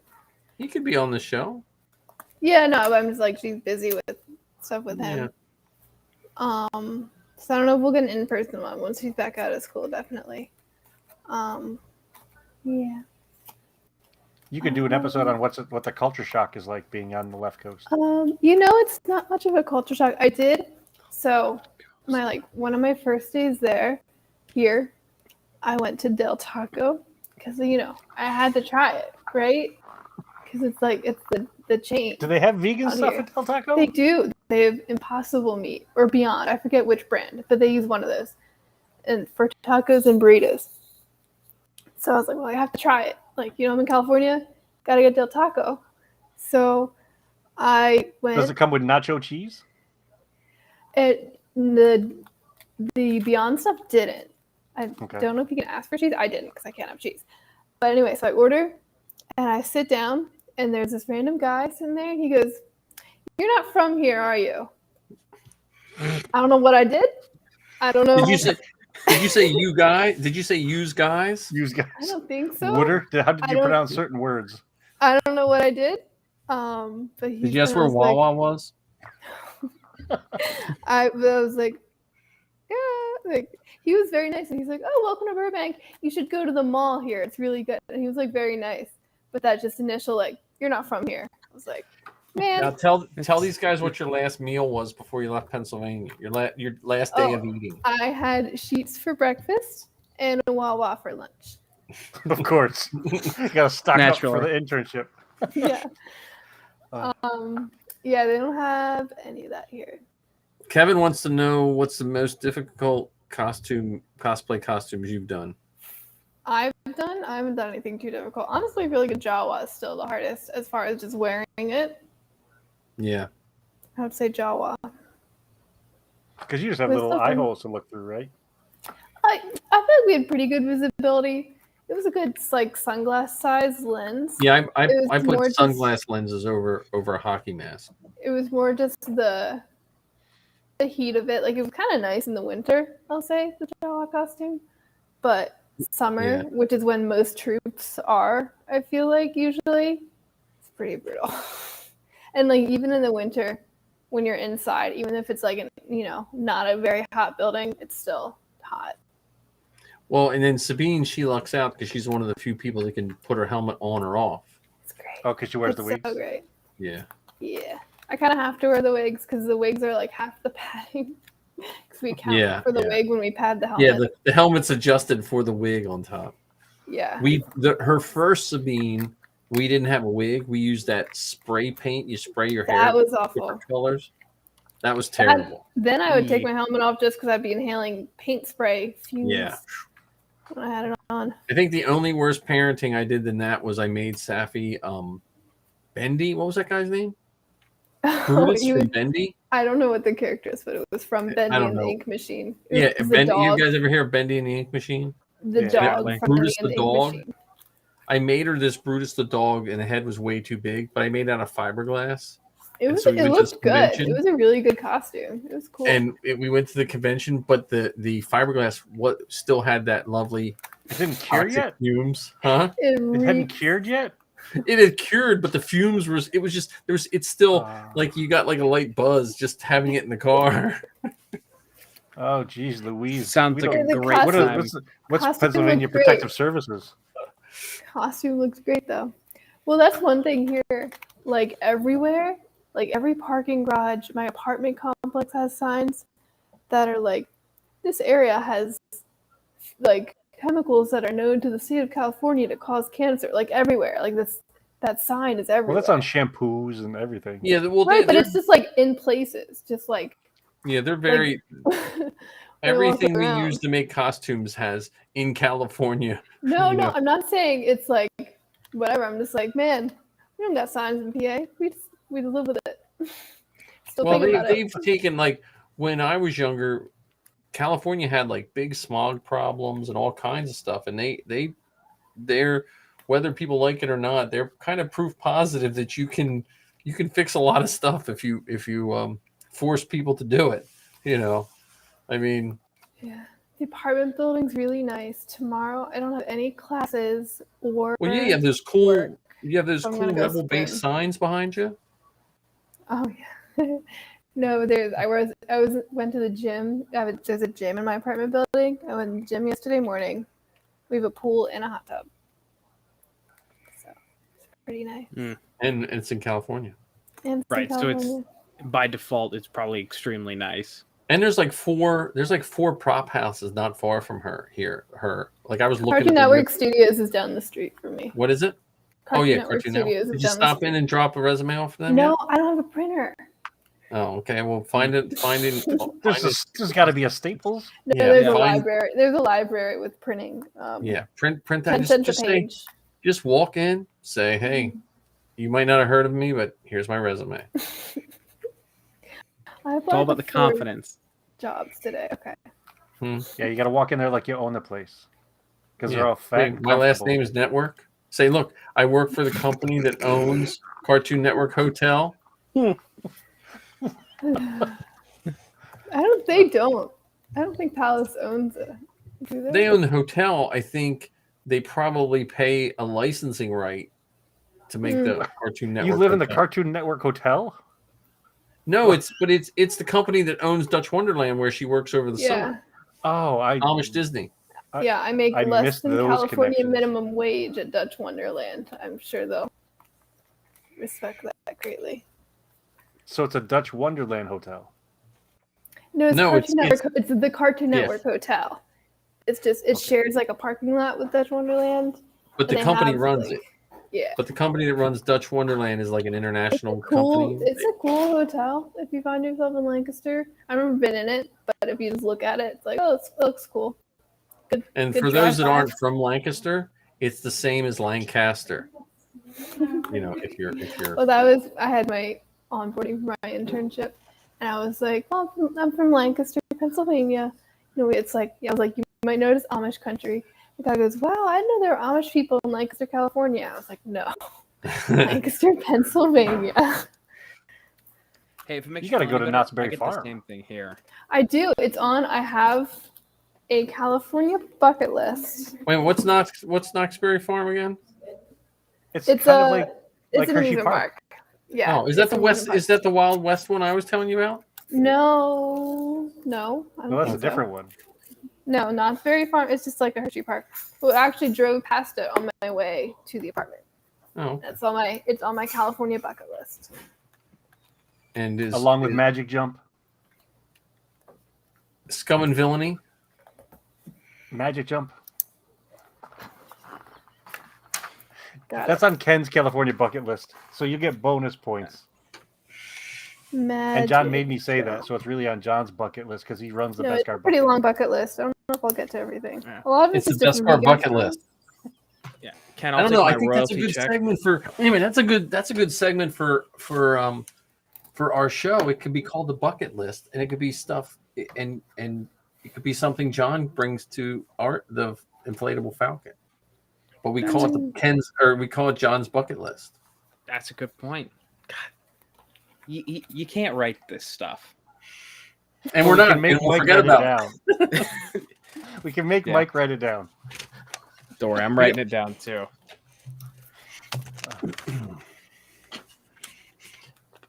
Yeah, I was going to send Zoe some armor plates, but she didn't want any. I don't have things to do with them. What are you going to do with the armor party? Take pictures. I'm gonna meet the California Amandas, make connections, and possibly maybe go to D23. I don't know about that. If D23 wasn't on the Merc boards, and I can't get into Sunrider, so I don't know. I don't think. Talk to Marcus or whoever those guys you just talked to. I know. What are Sunriders? Sunrider's it's Southern California Rebel Legion base. Hey, where's Sarah Young from? Isn't Sarah Young from around there? Didn't she move? Yeah, but I don't think they moved far. I think they just moved from there. I can't keep track where everyone lives, man. I don't know, but I'm saying that I got my own address wrong. Yeah, I know. We had your a home nice address or your hotel address. My current apartment address. Okay. Yeah, I sent a package and it was a whole ordeal, and we wound up solving it. But I delivered it here, so yeah, I can't believe. Yeah, that reminds me. I need addresses from all of you because I still have 1.5 liters of sand that I need to send out. So, Zoe, that includes you too. I have real Tatooine sand that I need to send out to everyone. From where? From Tunisia. Tunisia. Yeah, I had a buddy go on a mission trip. You just send it to him. I don't need. Yeah, I have. Well, I stand in here. My roommates are gonna kill me. I should bottle up the sand I have. I have sand from all the locations in Death Valley. Now, the Death Valley sand was like busting rocks because it's so hot that it was basically like cooked. Actually, that makes me think. Do you guys know what today is? No.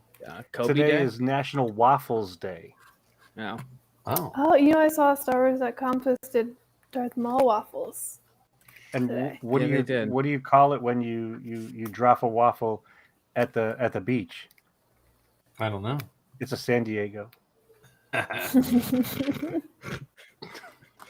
Now, or San Diego, I should say. Magic Jump Rentals. What's the address on that? I'm trying to. I looked.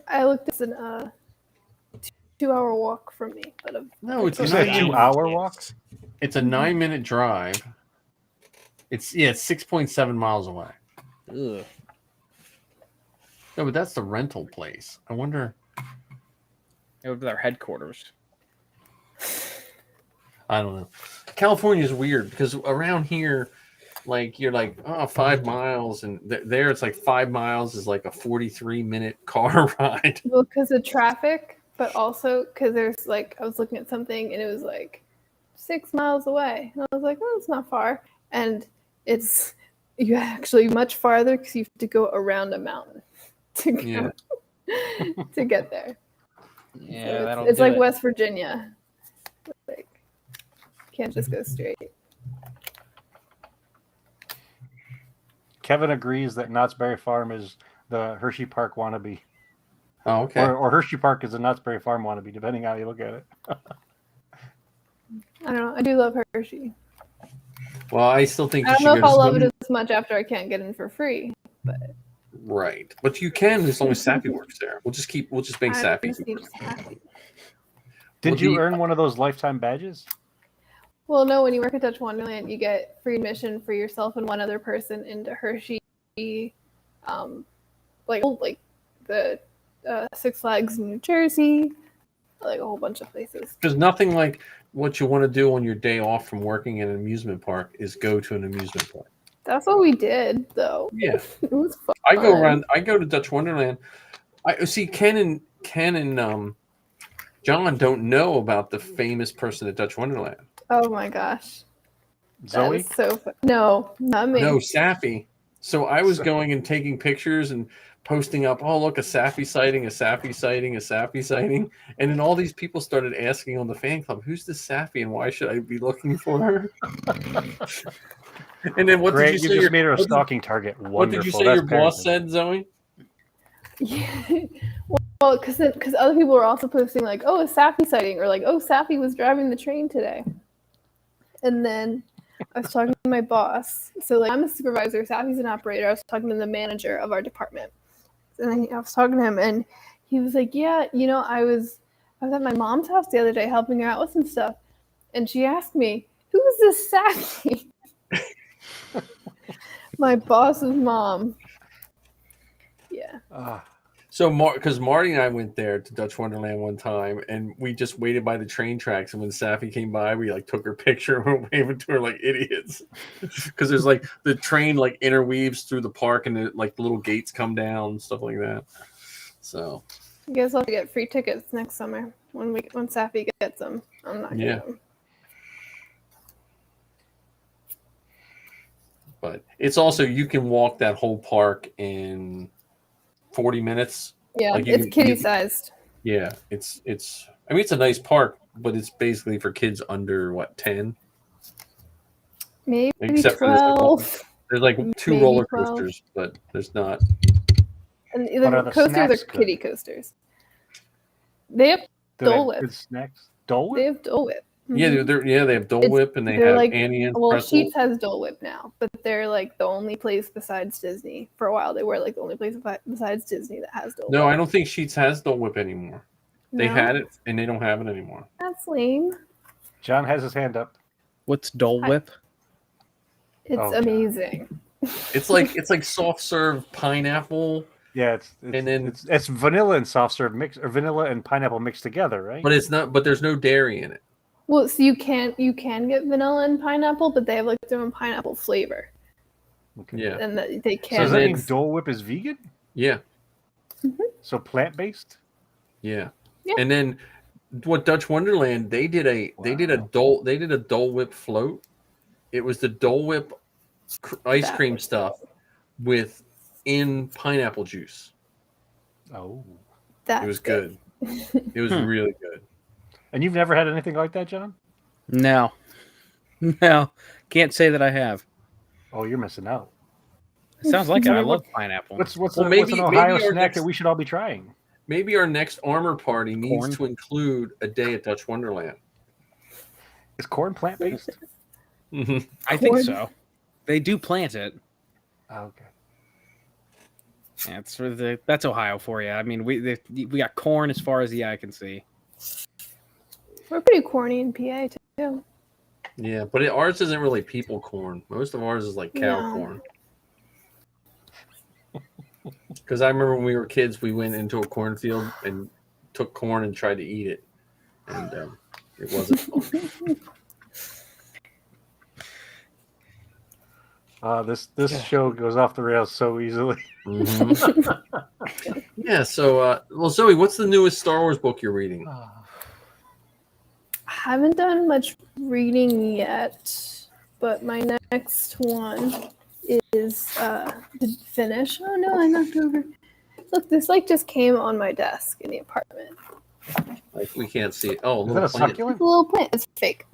But anyway, my next book is Stories of Jedi and Sith. I started it and then life, but I want to get back to it. Now, where are you seeing Rogue One at? There's an AMC. There's like 2 AMC within walking distance because I have my Rogue One ticket at one and then my Spider-Man ticket at the other one. Oh yeah. Are you checking them both out?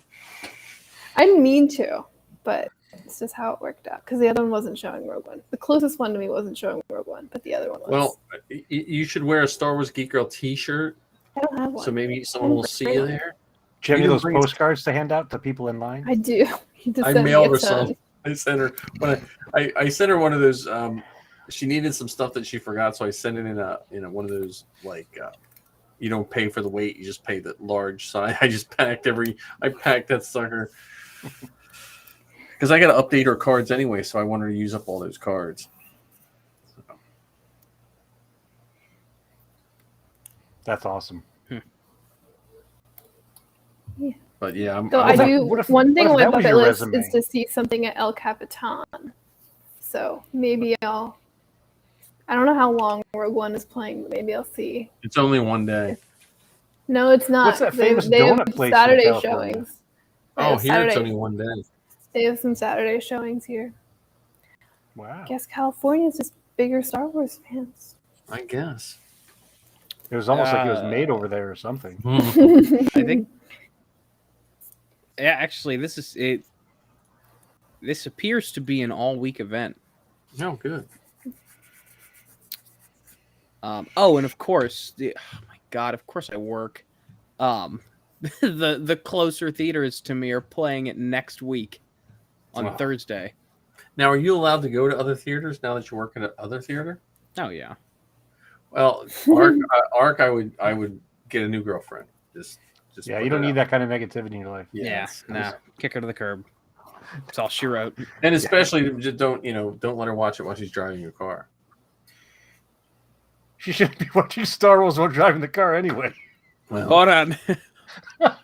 Wait a minute. Ark, Yeah, it sounds like like you whenever- need to surround yourself with more people. Whenever we go on a long road trip with our family, at one point during the drive home, I always remind everybody to wake me up when we get there. Typically, I'm the one that's driving when I say it. That's so on point for you, Kev. Wait a minute. Ark's best friend finds Star Wars boring, and his girlfriend falls asleep. I don't know, Ark. I think you need to reevaluate your criteria for friends. No, I'm just kidding. They just haven't seen the right one. I mean, They haven't seen Revenge of the Sith. Or yeah, it's just I think. I mean, I guess it's not for everybody, but I also think if anyone wanted to start watching Star Wars, this is the time, because nerds aren't nearly as persecuted as they were when I was a kid. Because I think I've said on this show before, I never got the memo from like 1978, 79, 80. Like right after Empire was done its run, then there was almost like a backlash to Star Wars a little bit. Like so all my friends that they didn't like Star Wars anymore, and I didn't get the memo. And then in the 90s, man, until I think the kickoff of Star Wars really coming back, at least in my circle, was the Decipher card game. There was a Decipher. It was similar to Magic. It was like at the height of Magic, probably 90. Let's say 93 or 4, somewhere around there. And they came out with a Decipher Star Wars card game. The game was garbage, but the cards were really nice. Mm-hmm. And they were those ones that started it would just be a picture of like something on the ground. It'd be Imperial landmine, and it was like screen gabs and stuff like that. So, and that's what I think that's what started bringing like Star Wars people back, because the cards, the gaming card was like really hot then. And so the Decipher cards were getting into people's hands that love Star Wars, and they were just such beautiful cards. Like they had nice photos on them. That was the first time I saw Han's dice on that card game. It had a picture of the dice in the Falcon. Mm-hmm. It was the first time I really recognized the dice. Which is amazing, because they were there the whole time and we never noticed them. And they were regular dice. They didn't have those weird symbols. They were just regular dice spray painted gold, I believe. I thought they were spray painted silver, but they showed up as gold on screen because of the lights, I thought. Yeah. Mm-hmm. But I mean, that's the first time I ever saw that in a Decipher card game. Here we go. My best friend watched something like 6-3. That's a weird order to watch. He fell asleep every time. I don't know. He should get checked for narcolepsy. Or are you watching it too late at night while sitting down or lying down? Because it's never a good idea to watch a movie while you're lying down. You're just prepared to sleep. Well, I also wonder if someone getting into Star Wars now, it would be better to get into it with the TV shows. Just because of the way we watch movies and shows now, like with shorter, like watch The Mandalorian, they're short episodes. Oh, I think it depends on what you want them to get into or out of it. Yeah, because I think the shows are great. The live action shows, whether you're talking about Obi-Wan Kenobi or Book of Boba Fett, or even The Mandalorian. However, those shows, well, with the exception of Kenobi, aren't necessarily connected to some of those legacy characters. Like Book of Boba Fett. There's no Vader, no Tarkin, no Luke, no Han. Right.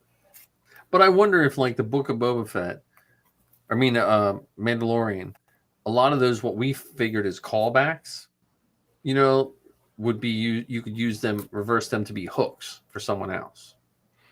Yeah, definitely possible. Like, oh, you think he's cool? Well, and then you mention Boba Fett, or I don't know. I don't know what's the right way. I find it foreign when someone says they don't like Star Wars, only because I can understand someone that doesn't like it, but when people, when they say they dislike it, I guess I don't understand that.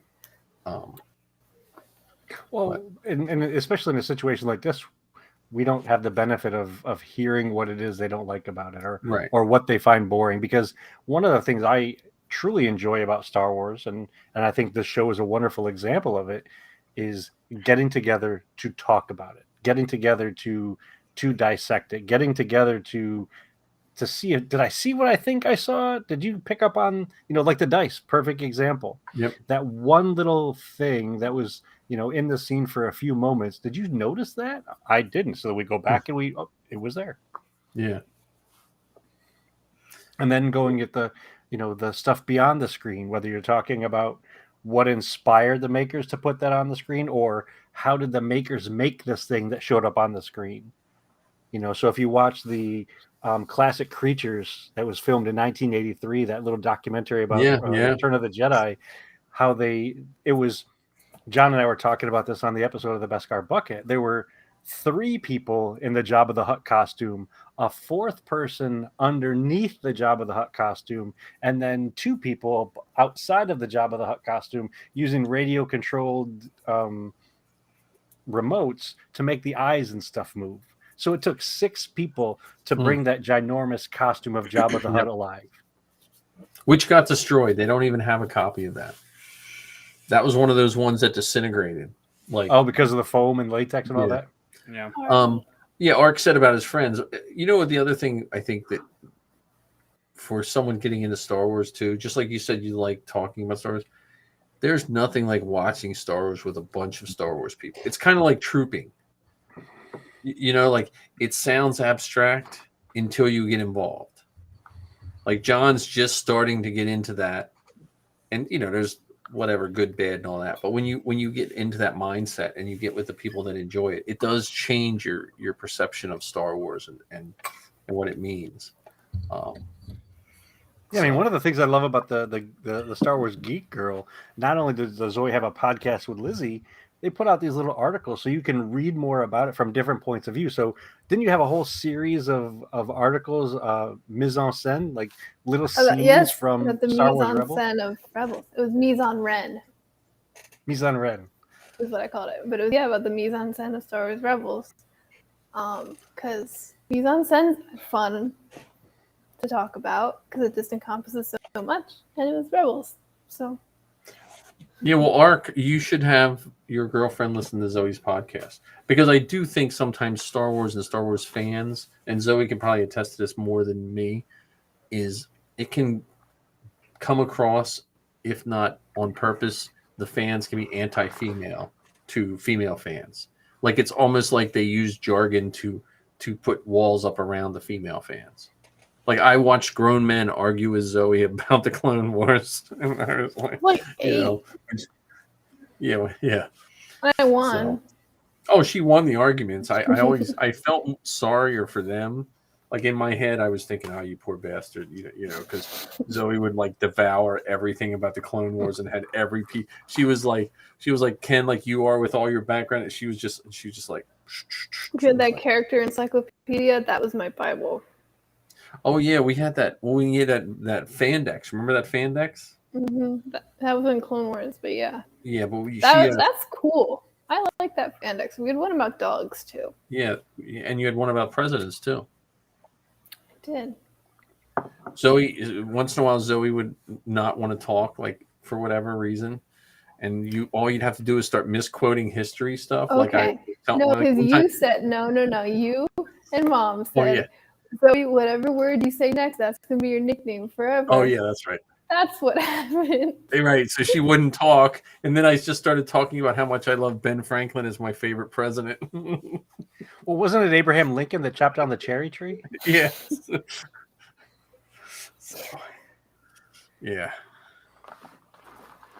But have you seen Light and Magic yet, Zoe? Yes, it was amazing. What'd you think?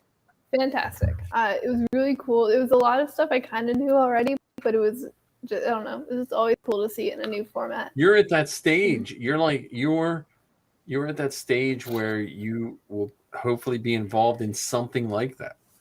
Like, do you have any of that Light and Magic moments from when you were producer of Temple Smash, the Saturday night live version of Temple's show?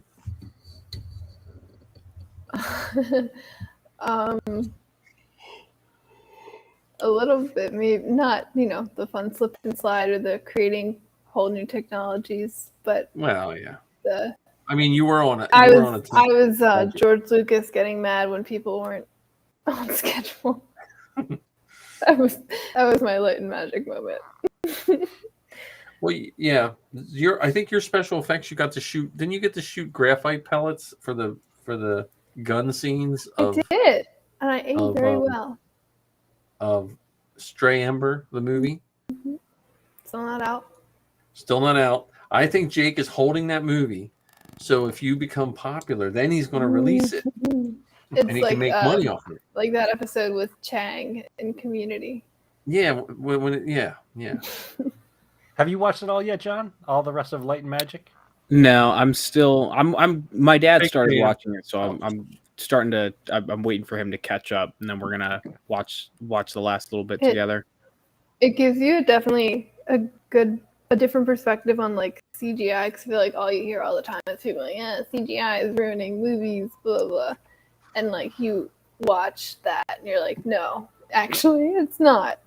And like I think my favorite thing is, for the longest time I'd always see people be like, see, like Jurassic Park, like that's an example of good practical effects. That's what we need, not CGI. And then you watch that documentary and it's like, no, that was all CGI. Like they did have some practical effects, but like all that stuff was CGI. And the fact that you think it's a practical effect shows how good the CGI is, especially for that time. That's what I've always said about Jar Jar. All these people that hate Jar Jar, they're just proving George Lucas made really good special effects. Well, and going back to the dinosaur from Jurassic Park, you wouldn't have had the dinosaur from Jurassic Park if you didn't have Phil Tippett working on the Tauntauns and the AT-ATs from the earlier movies.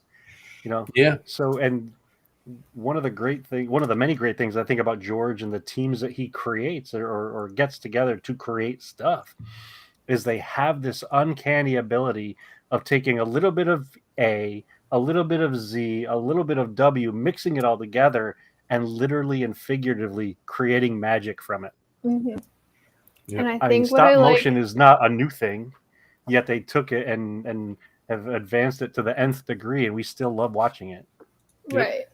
And I think like what something that really struck me from the documentary, and also something I remembered from the Phantom Menace panel at Celebration Chicago, was they were talking about, like George Lucas and his mindset going into filmmaking. And that's something I try to carry with me, not just in film, but in everything. It's his mindset is to say, like, this is what I want done, and you're going to do it. Not like when he's writing, when he's deciding, he's not thinking, like, how am I going to do this? Like, he's just like, we're going to get it done. So I'm just going to do what I want, and not preemptively limit myself before I even know what I can do. And that's something I try to really carry with me, because I think, like, especially like, and that was something I had to keep in mind a lot as a producer for Temple Smash, because I would so often we're like looking at scripts, or if I was writing something, and I would be like, I'd get caught off my head, like, man, like I have a $0 budget, like we're in Philly, we can't always find all the locations we want, blah blah blah. Instead of just trying to create something the best I could, I was getting stuck on things preemptively of worrying about what I couldn't do, instead of just going into it with the mindset that I am going to do it. And that's something I try to something I try to learn from George Lucas. Man, you must have some good parents. No, I'm just, I will take all the credit, but Zoe is I deserve none of it. I've said this before to her, and I wish I was half as smart as she is now when I was her age, and you know, I don't even know what I was, just an idiot when I was her age, and I wasted. I am so happy when I saw that documentary. It made me happy, sad at the same time, because Which documentary? The Light and Magic. Light and Magic. I was happy because I just seeing all that stuff those guys did just made me happy. And then it was I don't want to say sad, but I was like, man, like I wish in my youth I was that brave. Like those guys were, they I mean, they were at the right place at the right time, but they were putting it all out there, and like if for all that they did, that could have easily, if Star Wars wouldn't have, if just certain effects weren't worked, or Fox cut whatever they wanted to cut and this and that, it could have all changed. It could have been a different documentary. Like, goodness, yeah. And I think that's a wonderful connection. Just the idea of the Force, anyway. Yeah, that things happen the way they do because the Force wills it so. And as much as we'd like to go into the past and change it, the steps that we've taken are already taken. Yep. And now we get to decide from this step, where are we going to go and what are we going to do? And to your point about the inspiration that can come from it, look at what the four of us are doing right here tonight. 3 years ago, I wouldn't have imagined sitting down with three friends like all of you, for a couple hours, talking about Star Wars with the world like this. And now because of Zoe and Mike and John, I'm much more brave in putting this stuff out there for the world to see and hear. We got Art that joins us, and E-Girl and Kevin, not because they have to, but because they want to. So the Force has put all of us together in this spot, and it's pretty remarkable. Yep. And think about even just turn to the left and turn to the right. Look at all the things that you've created that have then inspired Zoe to do what Zoe does, and got John down the path of joining the 501st. I'm curious. I can't wait till John troops first and his dad sees him troop. Yeah, we're getting there slowly but surely. That's one of those things I don't think you're ready for. What do you think, Ken? I don't think there's anything that can really prepare you for it. Yeah. Because even when I don't speak in extremes, however, in this moment I will. You never know how that's going to go until it goes. I mean, John, you have a taste for it because you went to Steel City and you've gone to cons and you're but when you're with that group, and it's different at a troop, and it's like kids. Yeah. Well, and when you're to your dad's point of being there in that formal atmosphere, with several folks that have also gone through the hoops of becoming approved.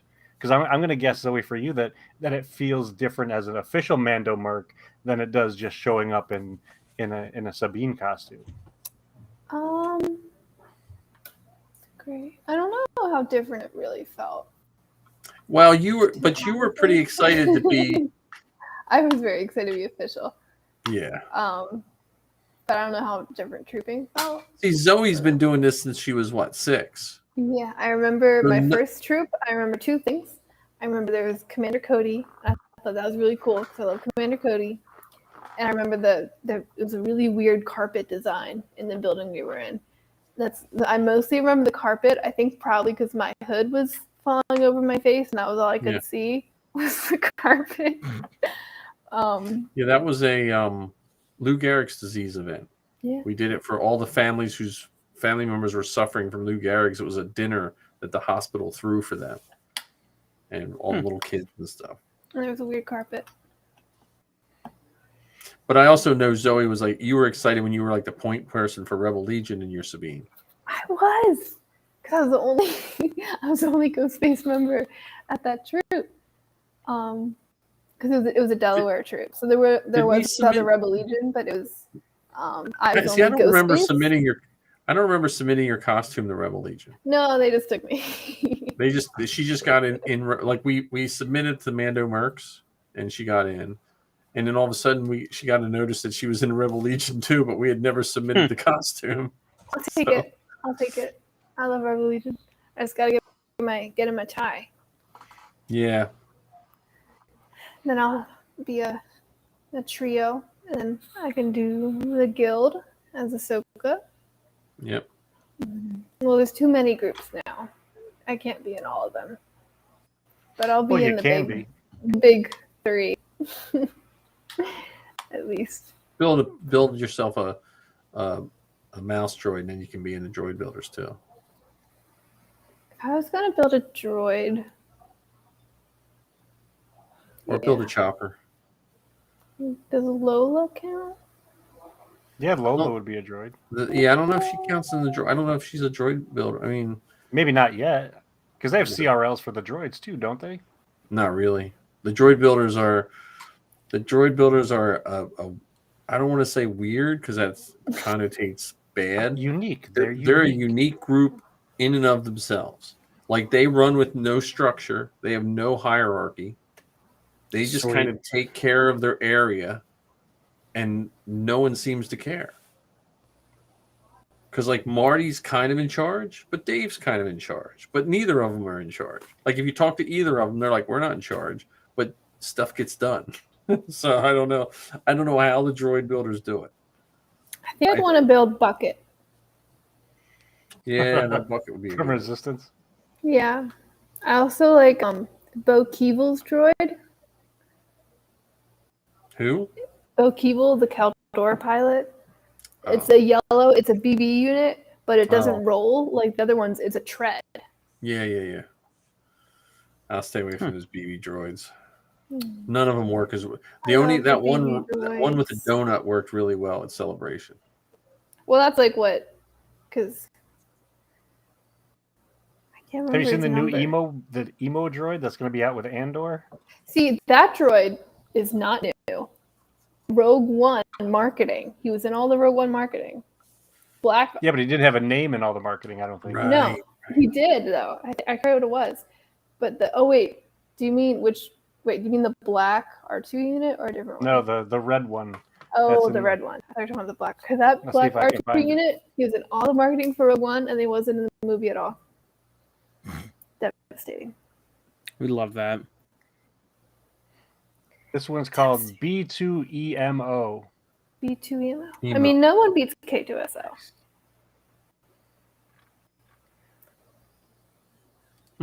Let's see if I can do this properly. I see. Yeah, I saw this one. I don't like the droid. I'm sure I'll like it as soon as it like has a little personality. I'm gonna be like, oh my gosh, that's the best droid ever. But for now, it's no K2. It kind of looks like a mop bucket. Looks like a Gonk droid on treads. If you cut it up. I'm very hyped for Andor, personally. Nice. Yep, but I don't know. I know it'd be a cute droid to do would be the little Halloween toys, but like make it a real droid. Oh yeah, I saw some people posting up all those Halloween toys. Here we go. Let's see.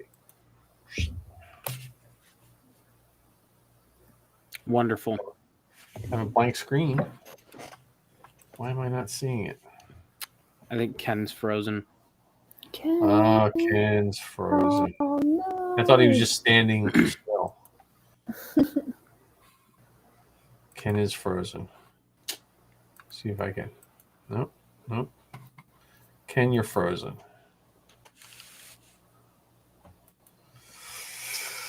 Well, we can't blame California. Not this time.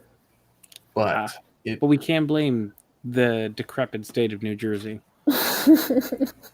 Well, yeah. I don't know, Ken. It ain't working. I am going to have to get off of here soon anyway, though, because I actually have to get up like way earlier than I have in like 2 months. So I'm going to. I should probably eat dinner. Yep. So. Me too. Even though it's 11 o'clock here. Oh, it's 8 here. Yeah. So. And I'm gonna probably stay up for She-Hulk tonight. Oh, that's right. We used freaking. Wait. Oh, again, there's still small group funding against Malta. What? Oh, I'm stoked. I do somewhat agree with the whole guy who stayed. Yeah, well, Android. I mean, again. See, here's the thing, though. All the old Star Wars blasters are real guns with crap strapped to them. Right. So, but I also think stills, and I think certain things, it's really cool to analyze stuff, but just like everything else, for all we know, the actor could be holding the blaster backwards. There could be all kind of greeblies on the other side. You know what I mean?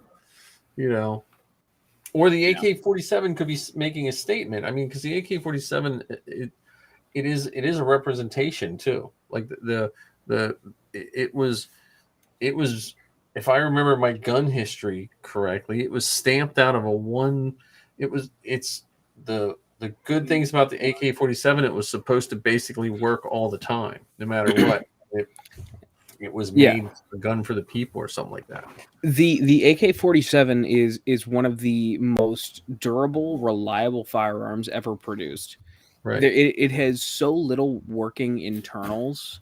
Like for comparison, because the AK-47 and the AR-15 are the two most commonly known firearms.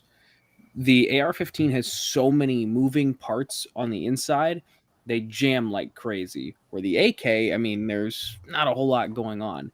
The selling point of the AK is you could dip it in mud, run it over, and it would still fire reliably every single time. So that's what I'm saying. I wonder if there was a statement being made either by someone or by, so I don't know. I love critiquing Star Wars, but when the critique just becomes nitpicking, like, if you look at some of the stormtroopers, they didn't even dress up some of the guns in some of the older ones. And like Princess Leia's gun, they just stuck a thing on the end of a sporting pistol, stuff like that. Same with the DL-44. I mean, they added 2 or 3 greeblies onto a broom handle, and that's it. Well, I think wasn't Han's pistol. Ken would know this better, but I think it was a pistol used by some guy that made like a sci-fi movie. It was already partially made. I forget the name of it. Was oh man, now I'm gonna have to look that up. But I think it was almost like a pre-made one, and then they just kind of added more to it. But yeah, it's I mean, and if you look at the Battle of Hoth, a lot of those they're straight up, because the Norwegian soldiers are just carrying, rifles. Right. So yeah, the thing that I will always say is look at most of the I don't want to say modern, but modern-ish revolutions/rebellions from across the world. The AK-47 is the weapon of choice. Yeah, I love the fact that they didn't doll it up too much, at least for the one clip we see in the trailer. right? Because, like you said, it's the symbolism that's there. Right. So I mean that's what I'm saying. Like I think there could have been, it could have just been one of those subtle symbolism. I mean, Star Wars is always supposed to be some sort of political, and some people don't like it all the time, but that is like the heart of all science fiction and stuff like that is it's supposed to teach you lessons without having to bang it over your head. So yeah, it teaches you real world lessons outside of the real world. Yeah. So I don't know if Ken's going to make it back, but I think we're going to call this one. And thank you, Ark, for hanging in there. Ark, have your girlfriend try Zoe's podcast. You can find Zoe, StarWarsGeekGirl.com.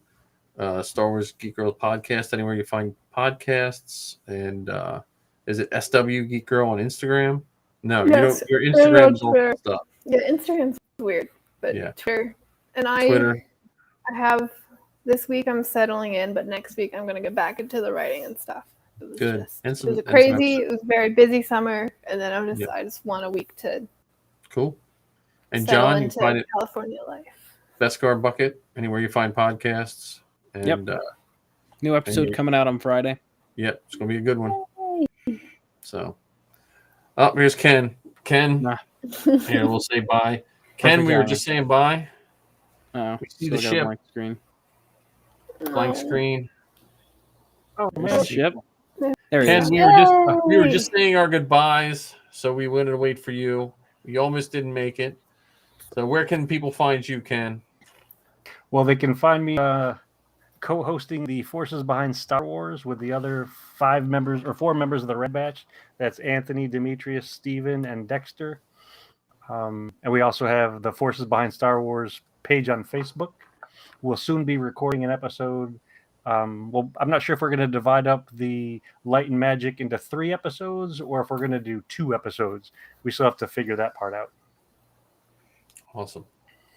All right. Well, for everyone at the Inflatable Falcon, see you guys next week.